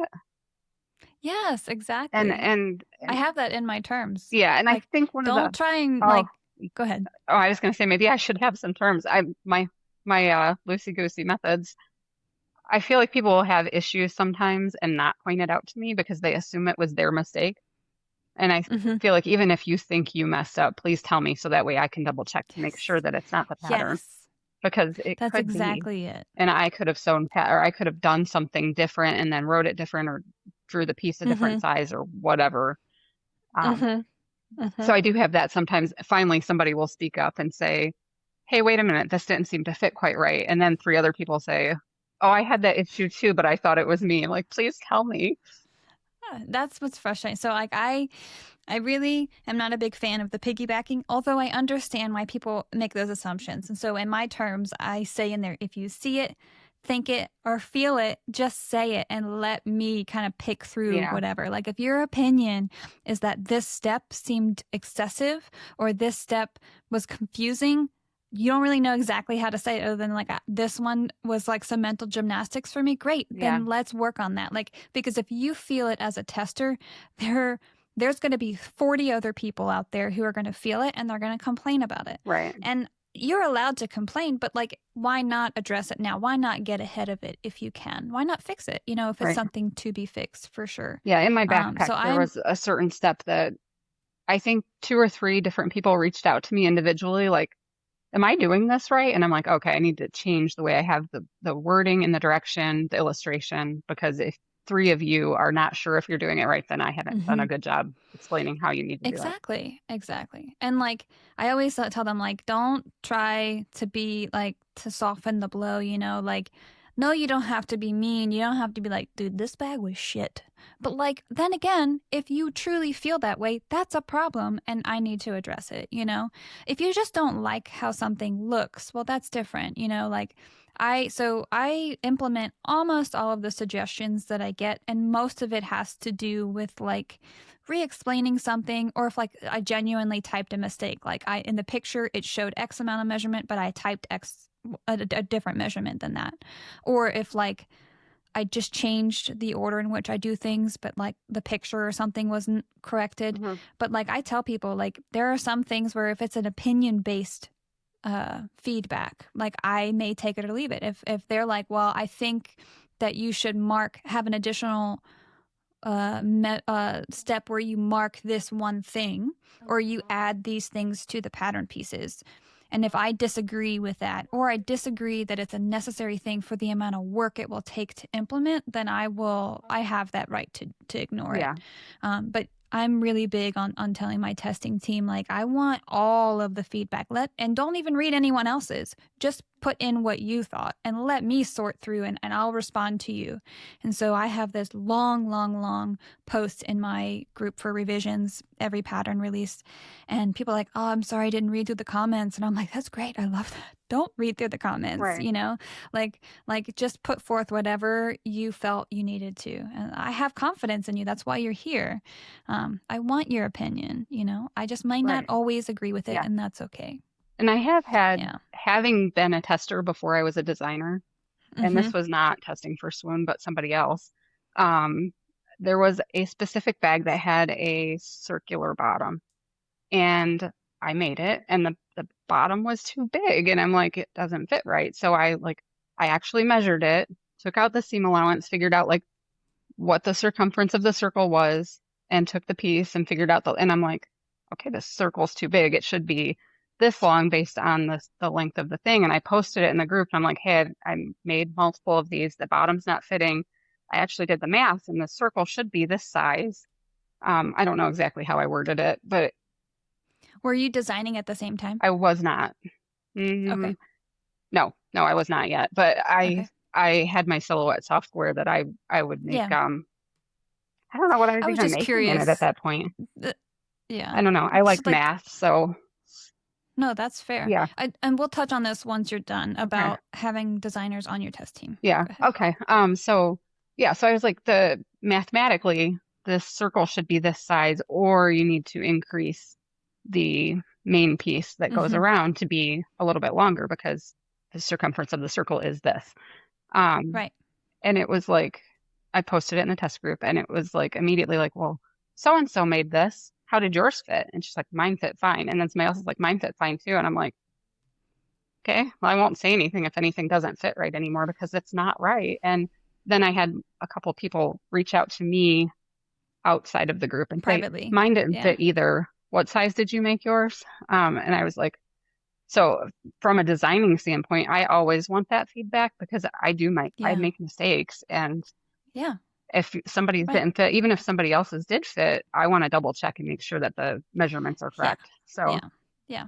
There is making fit and fitting, yes, and those are two different things. yes, they are. Um, for sure. And so something we touched on in Nikki's episode is being a part of a testing team where there are some other, not even the designer always, and sometimes it's just other testers that will kind of defend the designer without the designer even getting a chance to. Like, I don't want none of that. And Yeah, so I have implemented in like anonymous feedback form in my group that like if you don't want to post this in the group, if you're afraid that your feedback may make me feel differently about you, then like this is, I can't even see who submitted it. It's an absolutely anonymous form and you can give me, no one has ever utilized it.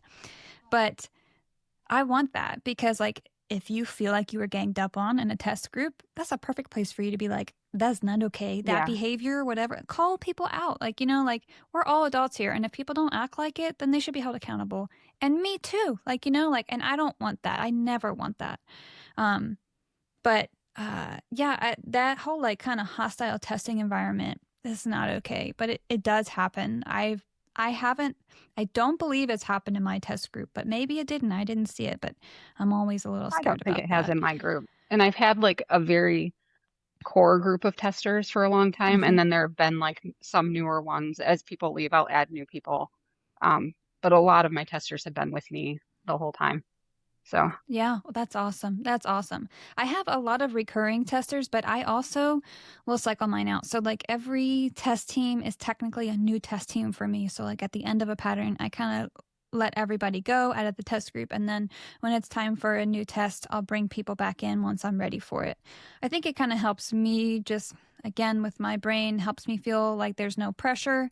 And like, like I said, I'm pretty strict about it. So, like, if you didn't sew the pattern as I wrote it, and you've been with me, you know the expectations. Like, it's truly just do everything that I say. As mean as that is, like, as from a testing standpoint, you have to test everything that I write because I need to know if there's a breakdown in the process.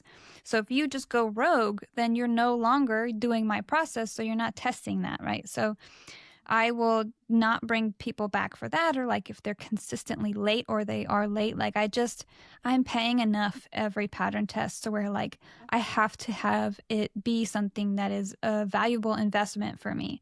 And I never really have any hard feelings about it because like about the person, if they're a tester for me but they no longer test for me, I still love them as a person, but like I just think that maybe you're just not the best fit for my test team, and that's okay too. But I do have a good core group that has been there essentially since the beginning, or close to it, and I really love them, and I love that like we have a mutual understanding of expectations too. And they're very candid with me. They understand that I need the good, bad, and the ugly just as much as I need, yeah, you know, um, the things that you think I want to hear. But as far as having other designers on your test team, I know that you said you have Lauren on there, you have Brittany on there. Do you have any other pattern designers on your test team? I have Amber McLean, and she's recently Okay. started test or designing. Um, Louise Ambrosi, she is a designer. She is in the UK. Um, so Sophia is her. Okay. So So you don't have any issues with having other designers on. no, I guess I like to know that you are a designer. I don't know. When I started doing mine, I Yes. tested for Swoon and I tested for Blue Calla at the time too. And I think I reached out to both of them and said, hey, I'm gonna start designing now. I just want to be open with you so that you're aware of it. If you don't want me on your team anymore, I understand.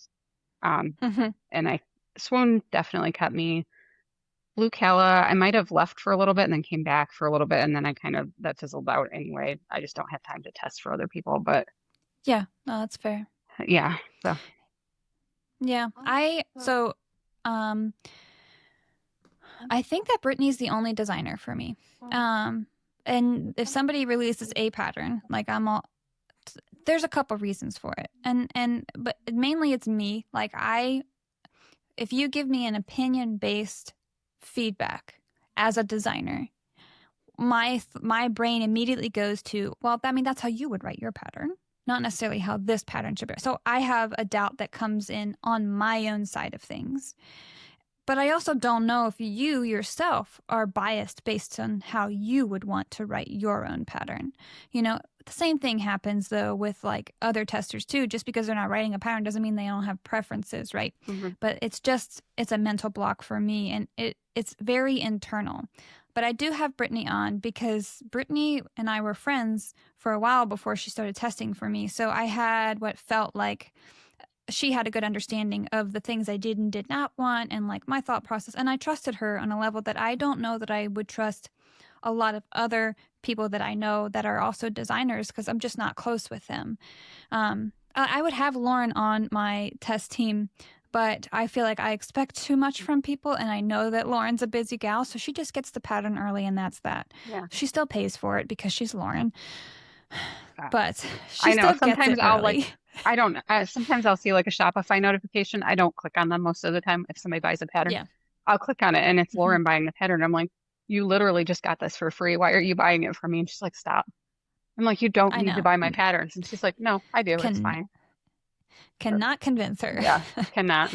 um, but so that's just like a mental block for me, like I said. And it's, again, I don't want to doubt you immediately, which is what I do. But I also know that people do come in with their own biases when they release patterns too. And so, and not to put any doubt in any of your testers, right? But this is solely a me thing. Okay. So what about following up once you release the pattern? Like what's your weekend like the weekend you release a pattern? Do you still get like super nervous every time you release a pattern? Or are you Um, at the point now where not really? no, I do. So I'll send out I send my email and I will refresh and watch for it to be sent. And then I'll go to my website and watch to see if people are actually going to my website or not. Because every single pattern, I'm like, nobody's going to want this. I know. Nobody's going It's to going to like be a it flop every every time, single every time. time. Um, and I think also with designing halfway through the designing process, I hate the bag every single time. I'm like, Thank you. I'm like, this is Like awful. What am I thinking? right, right. Like I will probably never make a Mayfield again because by the end of it, I hated it. Yeah. Uh, that is the pattern who may not be named. And then, uh, like it's the same. Like by the time I'm done with it, most of the time I'm like, okay, I'll come back to this in maybe a year or two, Yeah. with the exception of the Rosie. The Rosie is and the like Aries with modifications are probably the two that I don't think I will get sick of because they're maybe a little faster too. They're not as complex of designs for sure. Yeah. But no, I totally get that. I totally get that. Yeah. And how long is your like promo when you release a pattern? So I'll usually release on a Friday and I do like an intro pricing through the weekend. So Friday, Saturday, Sunday will be intro pricing. I usually Same. do a giveaway in my Facebook group um the 2 days leading up to the release. So then Thursday night I'll choose the winners for that and I usually put the pattern on the website Thursday night and it's live, but I don't announce it anywhere. Sometimes Well, now people everybody notice.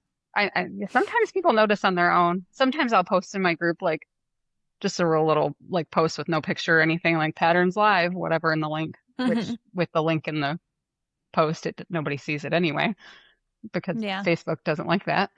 Um, so yeah, I usually do that Thursday night. I'll choose the winners, um, add the pattern to the website and everything, and then Friday morning I'll usually schedule my emails to go out, um, hmm and then get on and watch it. And then I'm sitting at work always on a Friday, so it's like when I get to work, I'll look and see like where my sales are at and if people are buying it. And then I'm like, okay, I will not allow myself to look at my phone again until lunch break because otherwise I'll obsess over it and just keep looking, Yeah. see what people are saying about Yeah. it.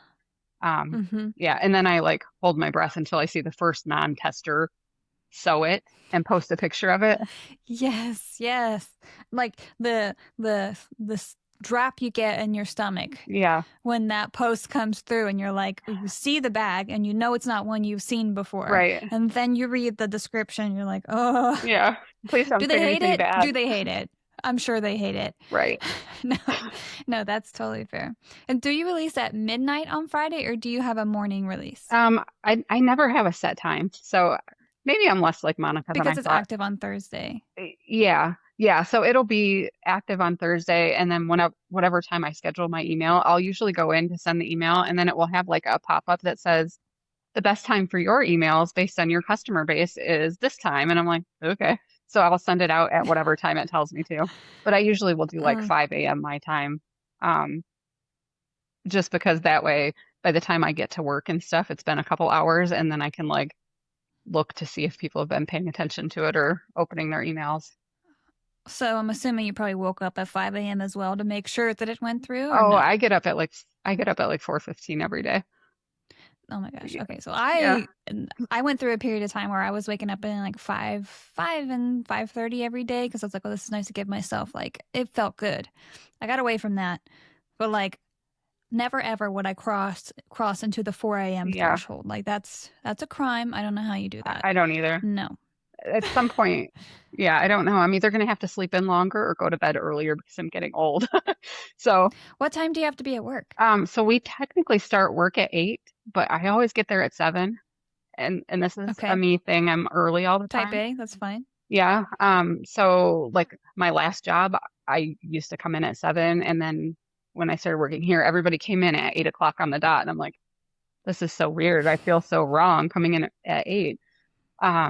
And there's a whole slew of different people that work there now that what did, but I kind of like started coming in at 7 anyway, because I'm like, this is what I like to do. I Hmm. like to have at home and at work. So like I like to get up in the morning and have a cup of coffee while it's still dark and nobody's bothering me and Hmm. nobody's talking to me.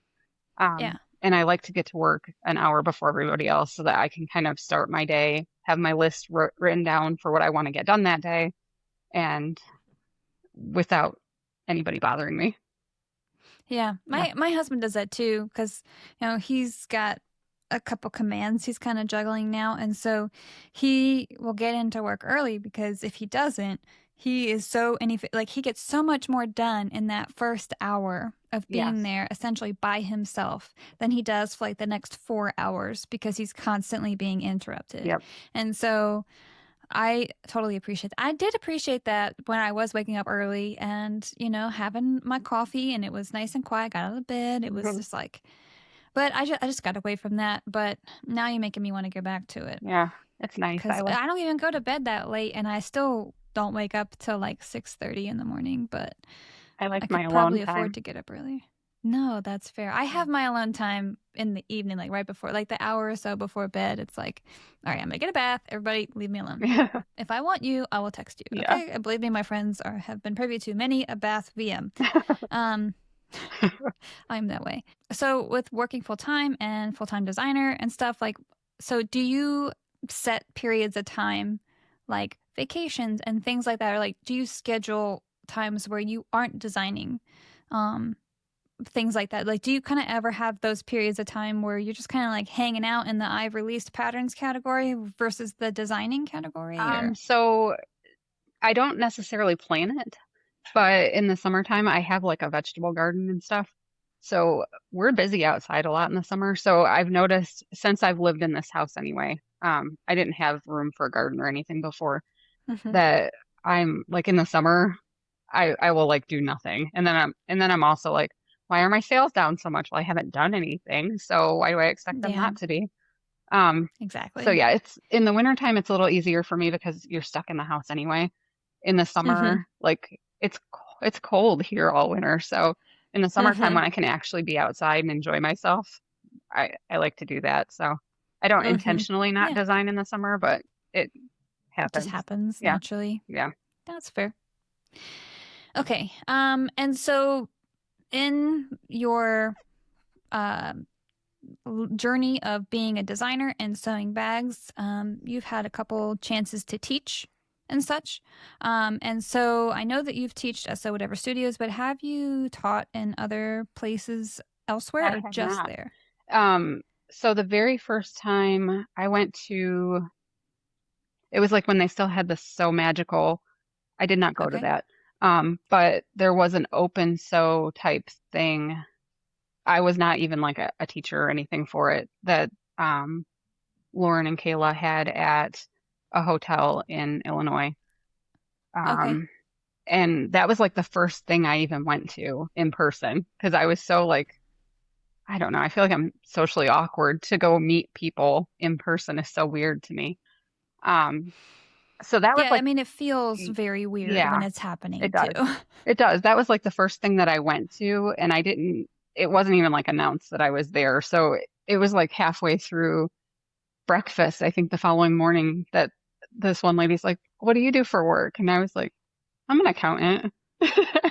And like somebody else was like, "You're sincerely Jen." And I'm like, "I am." And then this other girl's like, "Oh my gosh, I'm fangirling. I can't believe I ate pizza with Sincerely Jen." And I'm like, "Oh, I feel so weird right now." So it was weird for me to be in person. So like I had my first actual class that was really just an open so I helped people, but I didn't like teach the class at So Whatever Studio last year. And this year in March is actually going to be like my first class to teach a new bag too. So I find it to be very humbling to teach.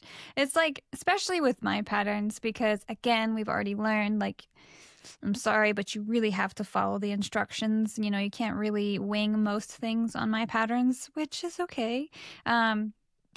But like watching that process in that kind of environment where there's a lot of people, you're sewing on a machine that is mostly foreign to you in an environment that is not yours, and not everything is where you want it to be. It's already a distraction. Just existing there is a mhm. distraction. And so I'm not trying to scare you, but I'm just preparing you. And I'll tell you the real reality of it. Everyone else is going to sugarcoat it for you. I'm not. I don't do that. Um, it's scary to watch people. So, especially for me, right? Because of the complexity. But like to watch people sew your design and like get frustrated, and then like somehow it's your fault. Yeah. Like it is your fault. Like even though you've kind of told them what they need to do, or if like somebody is just the person, like there's always one in a class where like they kind of feel they're quiet enough that they don't ask for help as often as they should, and then they mess up, and then they're somehow behind or whatever, and like it's a struggle. Yeah. um and then there are teachers who want to make sure everybody's on the same page while they're teaching, which is also difficult because not everyone sews at the same pace. Some people have sewn it before. You're in your Yes. situation, nobody has sewn it before. Right. So hopefully everyone will be on the same page. But then Hopefully. again, their prior knowledge will impact how quickly Correct. they, Yeah. can figure out what to do. So like it's a lot of pivoting. But you know, it really genuinely is rewarding when people get like so excited that they did something successful, even if they don't finish the bag, Hmm.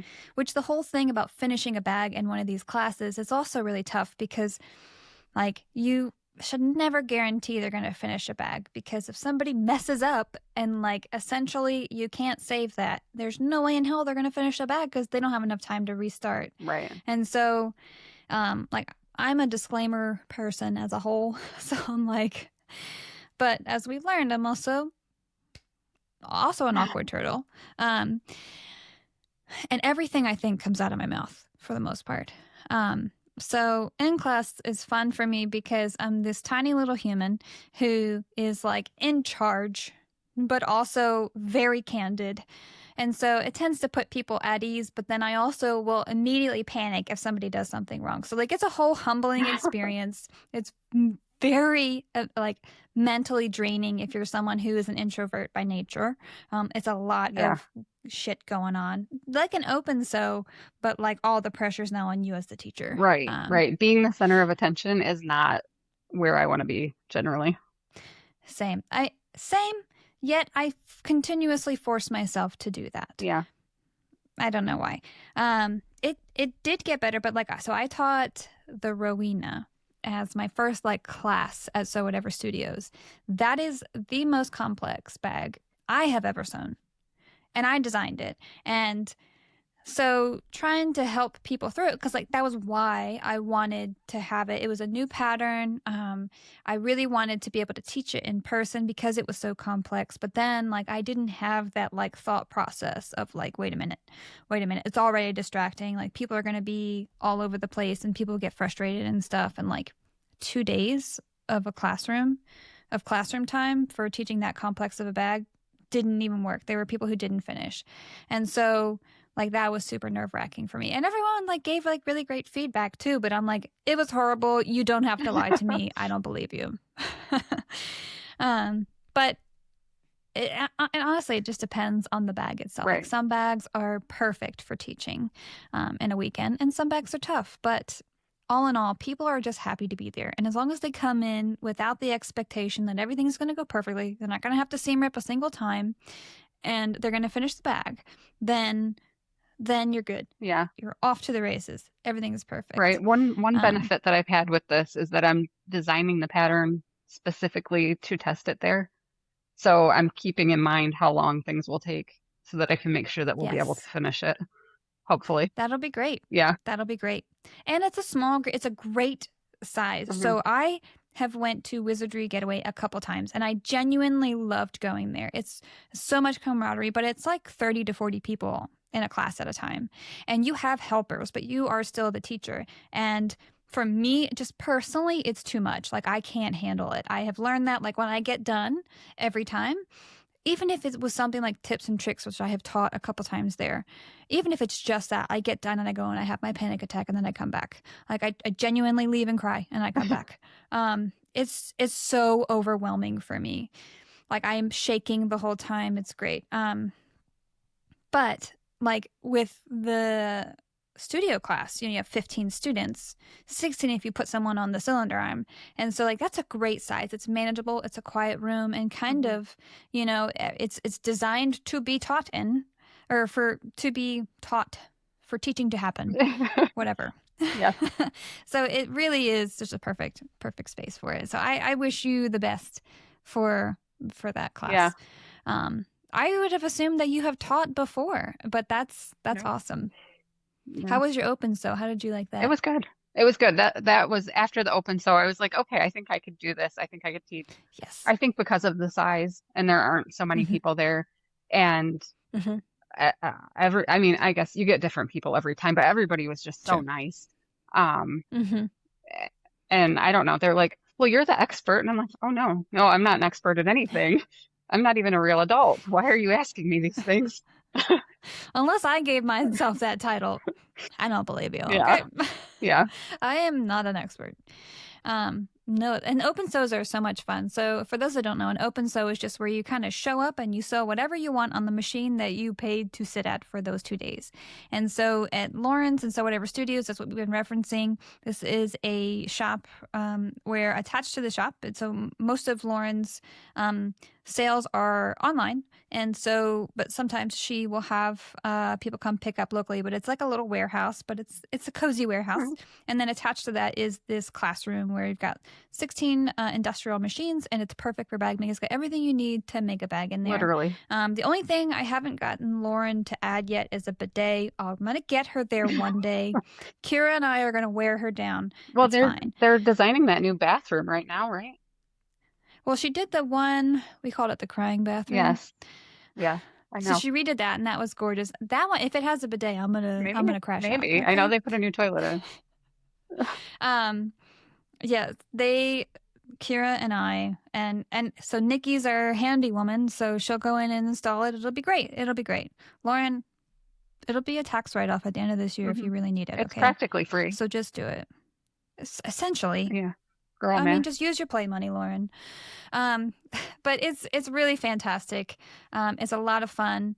It is, if you ever get the chance to attend a class, I highly suggest that you do it. And open sew is a really, really relaxing way to jump in there. You control what you're going to sew. You can bring materials or you can buy them while you're there. It's really, really fun. And most of us are all introverts as it is. So it's just like a collection of introverts in Right. one room where we force ourselves to mingle, Hmm. and like it's so awkward and so great at the same It time. is. um okay, so what else do you have planned for this year, if anything? So you're releasing your pattern and you're doing the class in March, but what else? Anything in mind for it? I do have an open sew also at Sew Whatever Studio in September. So Okay. my open sew last year and the one this year will be just like Friends themed. We play Friends on the TV, and then people are sewing whatever of my patterns that they want. Last year I actually sewed a bag while we were there too on the cylinder arm because nobody was on it. Good for you. And then just kind of got up and helped people as they needed it. Mm-hmm. And it's also my birthday weekend. Well, March when I go, that's my birthday Mm-hmm. weekend. So Mm-hmm. I have my birthday sale every year. So this year for my birthday, we'll have the Rachel class is going to be the 14th and 15th. And then Mm-hmm. my pattern releases are normally on Friday. This one's going to be on a Monday because I'll do my pattern release on my birthday with my birthday sale. It is probably not going to be included in I'm 43 this year. So I make my percent off my age or yeah, my age. So at some point I'm going to have to stop that. Um, Maybe. so yeah, I don't know that, Maybe. right? I mean, what if I'm still selling these and I'm like 80% off Well, one day only, I it's guess. only for a day. Yeah, yeah. Now, you do yours 2 days. N- So we Uh, do the same thing, and our birthday's on the same day. yeah, But mine is only one day. so I think I don't remember last year if I did the 42% off, I think for my birthday only, and then I did like a couple more days of sale, but it was not the whole 42%. Or that's Oh, what I'm okay. planning for Okay. this year. Okay. 43% on March 16th only. Um, and then some lesser percentage for the next couple days after that. But so That's fair. I have that. I'll have a pattern release at least on March 16th. So are your testers gonna get it? The, Or you're only testing at the oh no, no, at no. the My testers they have it right now. Part of it. Oh, But okay. I was yeah, gonna say that is such a no. fast turnaround time. I did I'm do already stressing for you I did for do putting in those revisions. oh, I think it'll be good. Um I did do like a Oh, I separate meant test like if group. you were only testing at the studio Oh, and on that weekend and then releasing on oh that no. Monday, I was like, No. ma'am. No, I cannot do that. So yeah, this one I told my testers like I really need like a quicker turnaround if we can do it at all Hmm. because I need to make sure everything is 100% before I even go there. Yeah. Ideally, I would like to be able to get it to that template shop once I know the pieces are good, even if the pattern's not finished, so that I can get templates beforehand to cut out the kits. So Yeah, yeah, yeah, yeah. yeah, so I'm like running through all this and yeah, if I skipped that backpack, I would have been working on this sooner. But That damn backpack. I know it's haunting me. Um, yeah, so I have that. I have the open sew in September. I don't have like pattern releases pre-scheduled or Hmm. I do what I do when I do it and release when I have something. Well, it's working out for you. Yeah. So keep it up. That's great.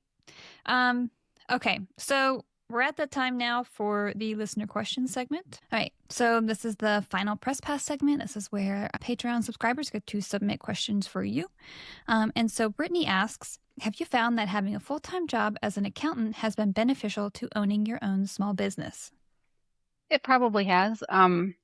I see the way that we do things. I mean, in general, I don't do like taxes or anything like that at work.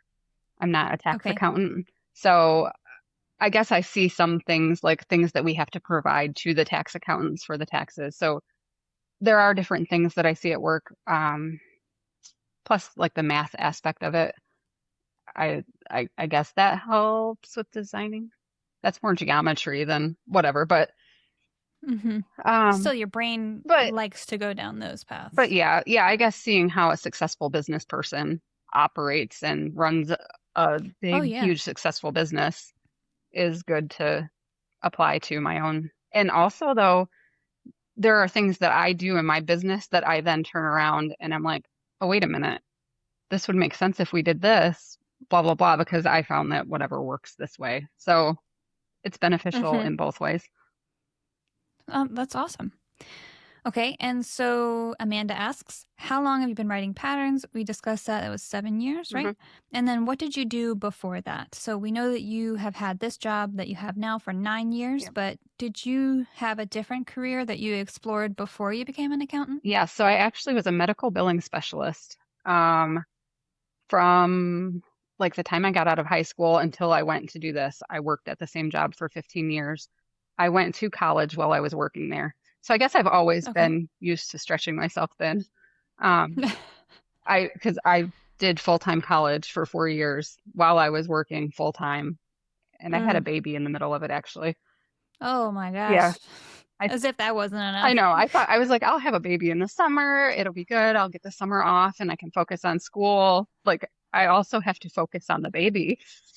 It was it was not the best idea, and that was the worst 4 years of my life. But um, You made it through. yeah, I did. I did. And then once I was testing, I did sell custom bags for a little while.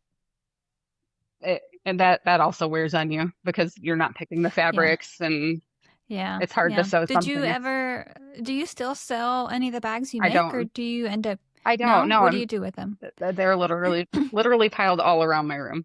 I have You bags don't cut everywhere. them up and throw them away? No. I have some like my first tester bag that I'll make that's like just to see if everything fits. If there's hardware and stuff on that, I'll end up eventually cutting it off. I'll throw that away. Mm-hmm. Um, Yeah. a lot of the bags I use, if I don't use it, I'll give them to people that I know that will use it. I Mm-hmm. have nieces and things that have bags but I don't sell them. I Yeah. I I still sell could. mine occasionally. Yeah. Yeah.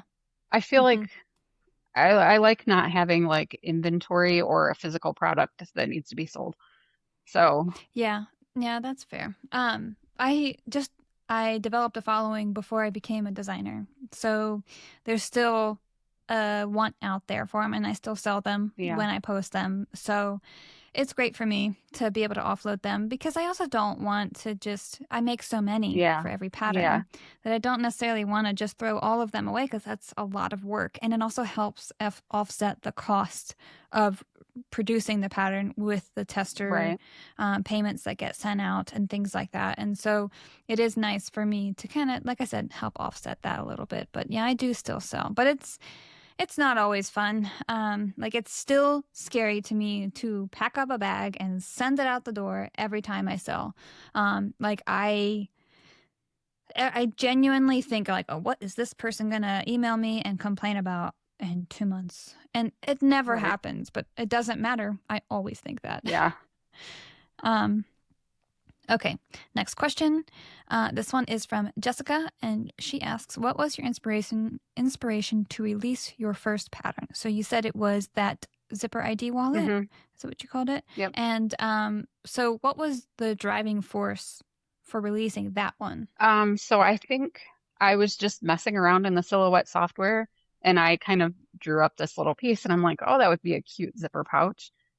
I printed it out, I sewed it, and then I was like, oh, I wonder if I could like write a whole I wonder if I could write a pattern. Could I do that? And I did. And Mm-hmm. then putting it on Craftsy and people actually downloading it, that was like what set it in stone, I guess, that I was like, oh wow, people Mm-hmm. like what I made. That's cool. Yeah, Except for one and lady then who complained about buying it and that it was a waste of money, even though it was when free. it was free. Yeah. I mean, how dare you? I know. She spent Um, all of her $0 on that. okay. Next is this question is from Tara. What is your favorite pattern you've designed? It changes. So currently, harmonica hobo is what I'm carrying, and I have carried since I released it. I go between wanting like a shoulder bag, or I'll carry a bag a lot in like the crook of my arm. So I guess it depends on what I feel like carrying. And I don't Mm-hmm. really like the ones that go in the crook of my arm in the winter when I have a coat on because the handles are small and the coat's bulky. And so I guess it goes between that. Mr. Huckle, Mr. Heckles, I've made several. Ugly Naked Guy, I've made a lot of. Apothecary, I've made a lot of.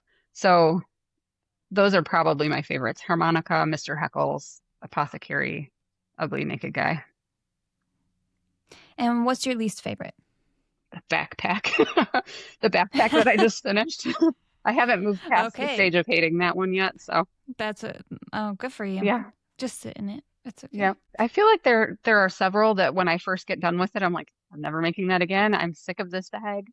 And then eventually I make another one, but I, So do you often revisit any of your past designs and like just sew them up for fun and for what reason? Like just to because you just want to make or like for gifts or stuff like that? well, I'll revisit to make them for myself if I want a new bag for me, the four Hmm. specifically that I mentioned.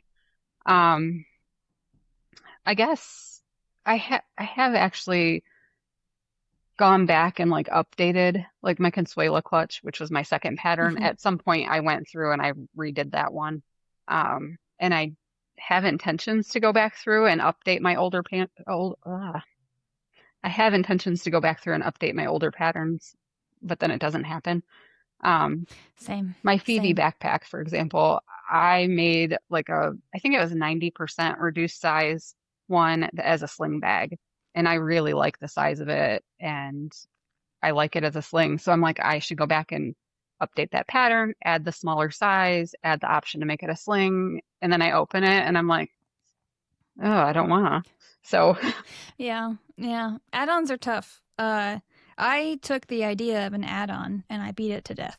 And so people have, you should do this, you should add on this, you should do yeah, this. And I'm like, I'll never, I think that I'm all done with add-ons forever because I made it too unfun for myself. yes, Um, and which is fine. Like it benefits customers. It was an experience. I accomplished a very huge task. I'm all done doing that. And so I get that. Like I have told myself that I wanted to go back and add SVG files to older patterns that I did not offer that yeah, for. But like that was also when I was using Affinity and not when I'm using Adobe. And so like that itself is a huge hill for me to climb is just going back hmm into Affinity and doing things the way that I used to do them versus what I would end up doing, which is actually redoing everything and putting it into Adobe, which is the right way to do it. yeah. So, and I'm like, I don't think I want to Well, do that. yeah, and like so Phoebe is one of my older patterns, and when I opened that, I had pictures in that. I didn't use illustrations, and I put the pictures into Illustrator, but I didn't, they were linked. Well, those Yeah, pictures have since been deleted from wherever they were or yeah. moved. So if I open it in Illustrator, there are no images. So I have to use a combination of my PDF pattern with Illustrator Hmm. and and then try to draw all the stuff. It's going to be a lot of A work. huge task. Yeah, for a Yeah, pattern that several people already own. So I'd be updating it. They'd get an updated version, but yeah. I don't know that I'd You make could do the sales. whole like re-release of it, Yeah, which has worked out successfully for a couple of patterns, re-release with an add-on as well. So you kind of do it maybe all at once, yeah, you know. yeah, But again, that's not a thing I would ever do. yeah. It could I happen. may or may I not. wouldn't recommend it. Right. Oh, another thing I used to like, so zipper tape. It wasn't, everybody didn't have like zipper by the yard or whatever Yeah. back then. Mhm. So like my zippers would be, it's an 18-inch zipper, which is truly Mhm. 19 inches long. Mhm. And so the pattern says you need an 18-inch zipper. And if people cut it to zipper tape to 18 inches, it's not long enough. Yeah. So I have that in some of my Yeah. older patterns that people will run into that issue. So Yeah. Yeah. And that's especially for people that came into this world within the last 6 years where zipper tape was very prevalent. yeah. Um, that's understandable. Right. The access Uh, to supplies that we have now is so wildly different than what it was when I started. yes. Yeah, zipper pulls were not a thing Mm-mm. until 2019. Yeah. Um, and before then, it was just your standard little like tab thingings Right. or the pre-measured zippers and number 5 or number 3, and hmm all of them in some various forms of colors or black and white. Right. And the white was always white, Yes. very white. Um, okay, so now the final part of the press pass is a question for me from you. Okay. So in designing patterns, what is your process, I guess? Like, do you draw out what you want the finished bag to look like first? Because I know like Lauren will draw, she'll have little sketches. I don't do Hmm. that. I just like have what I am thinking in my head and I go straight in and draw the pieces. What is your process for that? I do sketch it out a little bit. I put it in, I think it's Procreate that's on the iPad, Hmm. something like that. And I will sketch it on there mostly because I have it fully envisioned in my head. I'm one of those people with a very like I can picture everything in my head.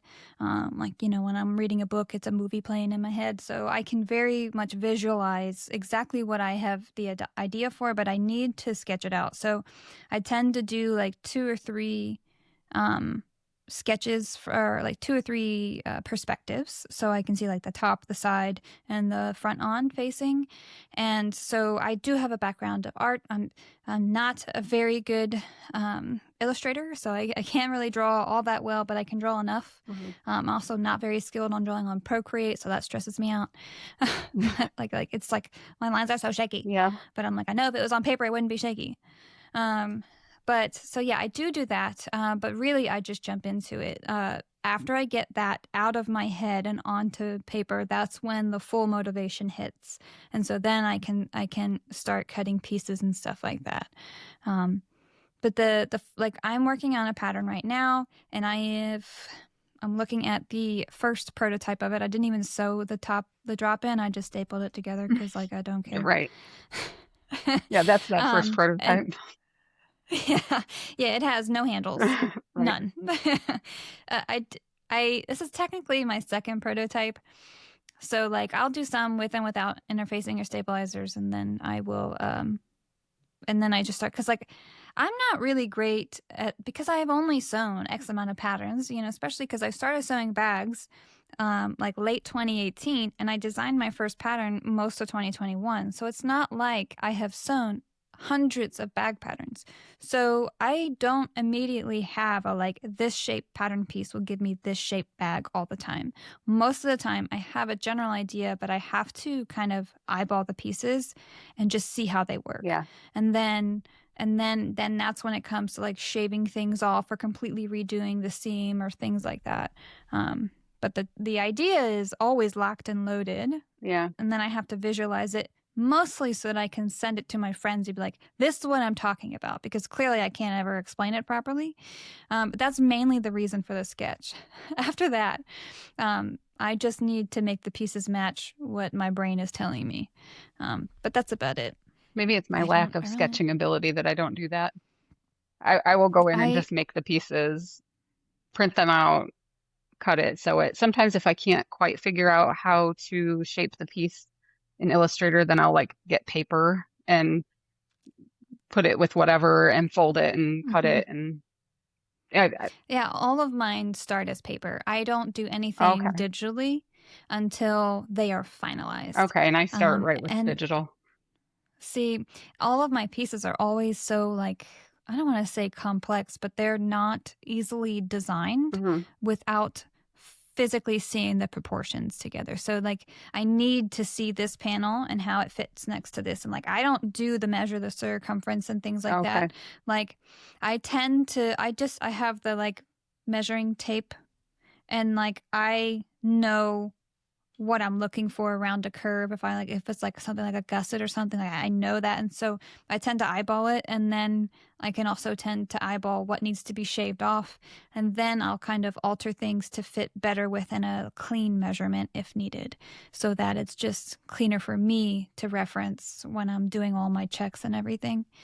Yeah. But I know if I started digitally, I would have puttered out because like I hate having to fix my digital pieces. And so I do so much changes over the course of a dozen bags or so that I could never.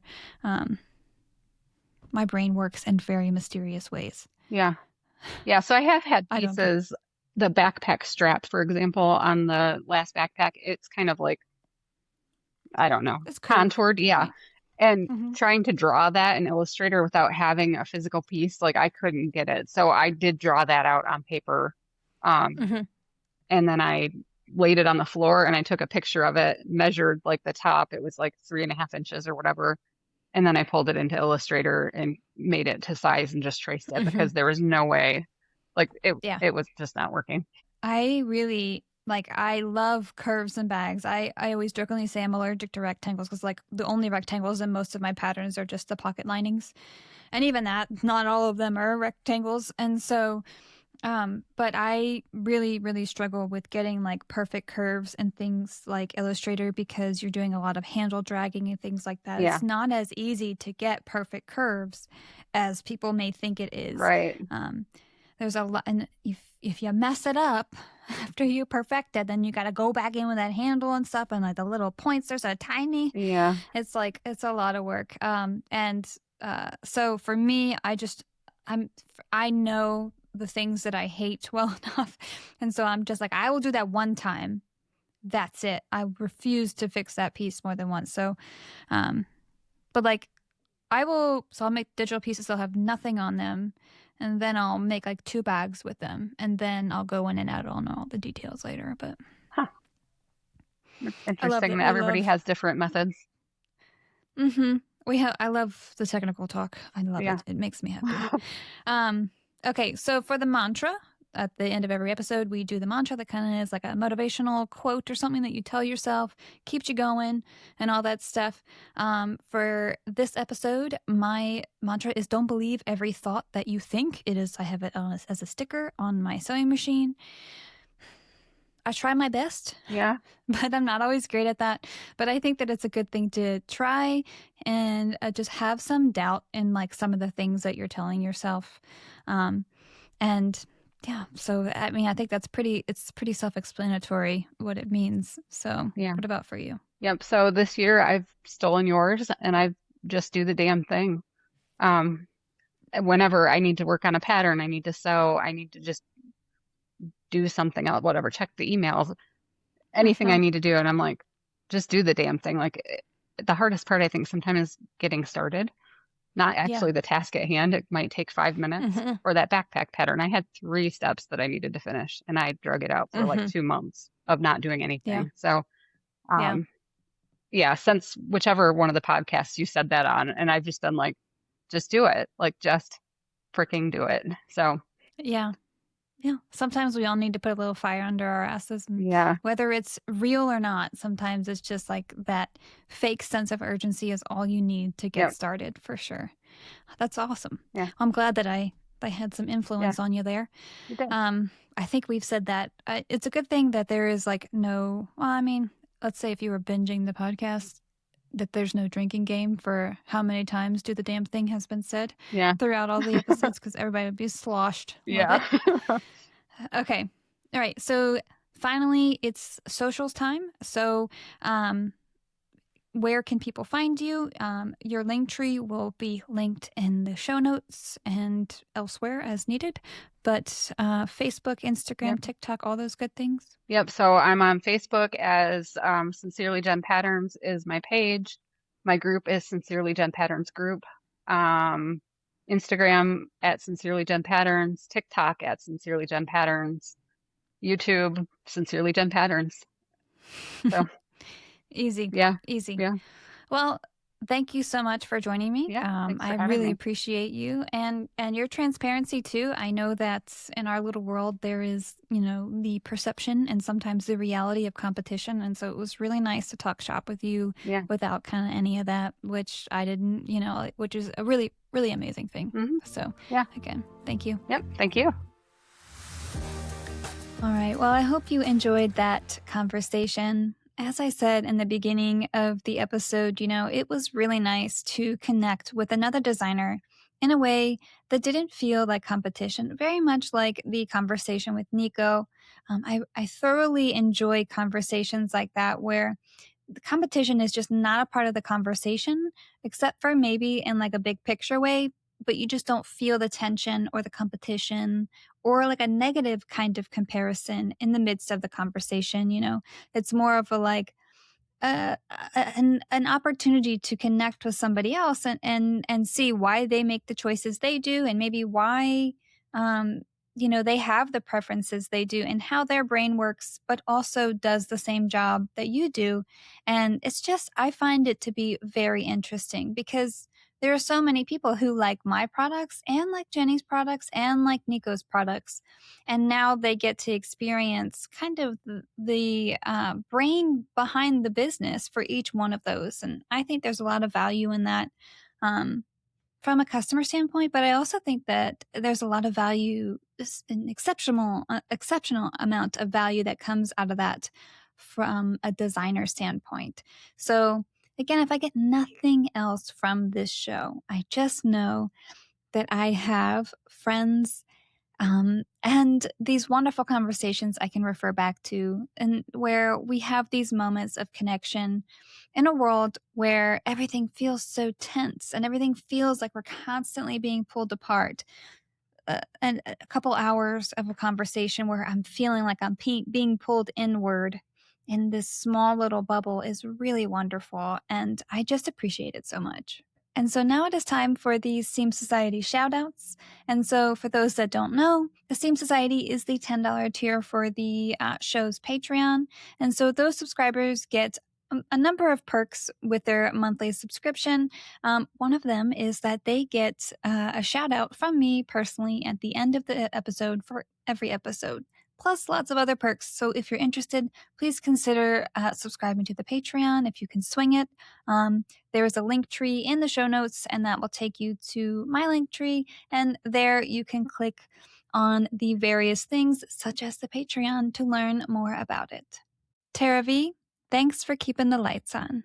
Jessica A, thanks for keeping the mic on. Hua V, thanks for keeping the camera on. Nicole H, thanks for helping to keep my editing software subscription active. Olivia C, thanks for helping to keep my RSS feed subscription active. Stacy K, thank you so much for helping to keep my music license subscription active. Jabby S, thanks for helping to offset the cost of my logo. Greg H, thanks for your support as it has helped to upgrade some of my equipment. Laurel Z, thanks for your support as it helps with the Canva subscription that I use for the thumbnails for the episodes. Nyasha J, thank you so much for your support as it helps pay for the time it takes to record these intros, outros, and the interviews themselves. Ash, thank you so much for your support as it also helps to pay for the time it takes to edit all of this content. Amanda S, thank you so much for your support, because sometimes it's just one member's support that helps me get in front of the camera next time. Sam W, thank you so much for your support and reminding me that there needs to be a work life and play balance. Eileen, thank you so much for supporting me and reminding me that this show is worth doing and that the engagement happens even if I don't always see it. Jess P, thank you so much for supporting a show and a friend who is going down this very unknown avenue that is podcasting. Carrie C, thank you so much for supporting the show and reminding me that it's always okay to be who you are, wherever you are. And last but not least, Gina S, thank you so much for supporting the show. I kind of ran out of a lot of things, of individual things to say, but I'll say that when a new member joins the Patreon, just kind of out of the blue, it really gives me so much hope that it's hard to verbalize that, hey, I am this little indie designer and podcaster who doesn't always know what I'm doing, but sometimes I can reach a new bit of audience and do it well enough to garner some support. And I can't tell you how much that means to me. So thank you for the encouragement. And for all my Loose Thread subscription members, that is just purely the support tier on the Patreon. There are no other perks that come with that other than the ad-free watching. Thank you so much for that. I haven't been giving shout outs to the Loose Threads tier, and I want to apologize for that. It is for no other reason other than I have designated it as a Seam Society perk, but I genuinely appreciate it. There are those of you who have been a member of that tier since the podcast released, and some of you have upgraded to the Seam Society. So thank you so much for your support. Truly, it really does help me keep all of those things that I said in the previous shoutouts. It just helps even further. So thank you. And for all of our other listeners or watchers, whether you are watching on YouTube, remember you can listen only in your car on the way to wherever. If you want to, you can find the podcast wherever podcasts are available. And then if you are just listening for the most part, but maybe you want to put a face to the name or to the voice, then you can always watch on YouTube. So please like and subscribe wherever and whenever you can. It makes a big difference. Thank you so much, and I will see you in 2 weeks for the next episode.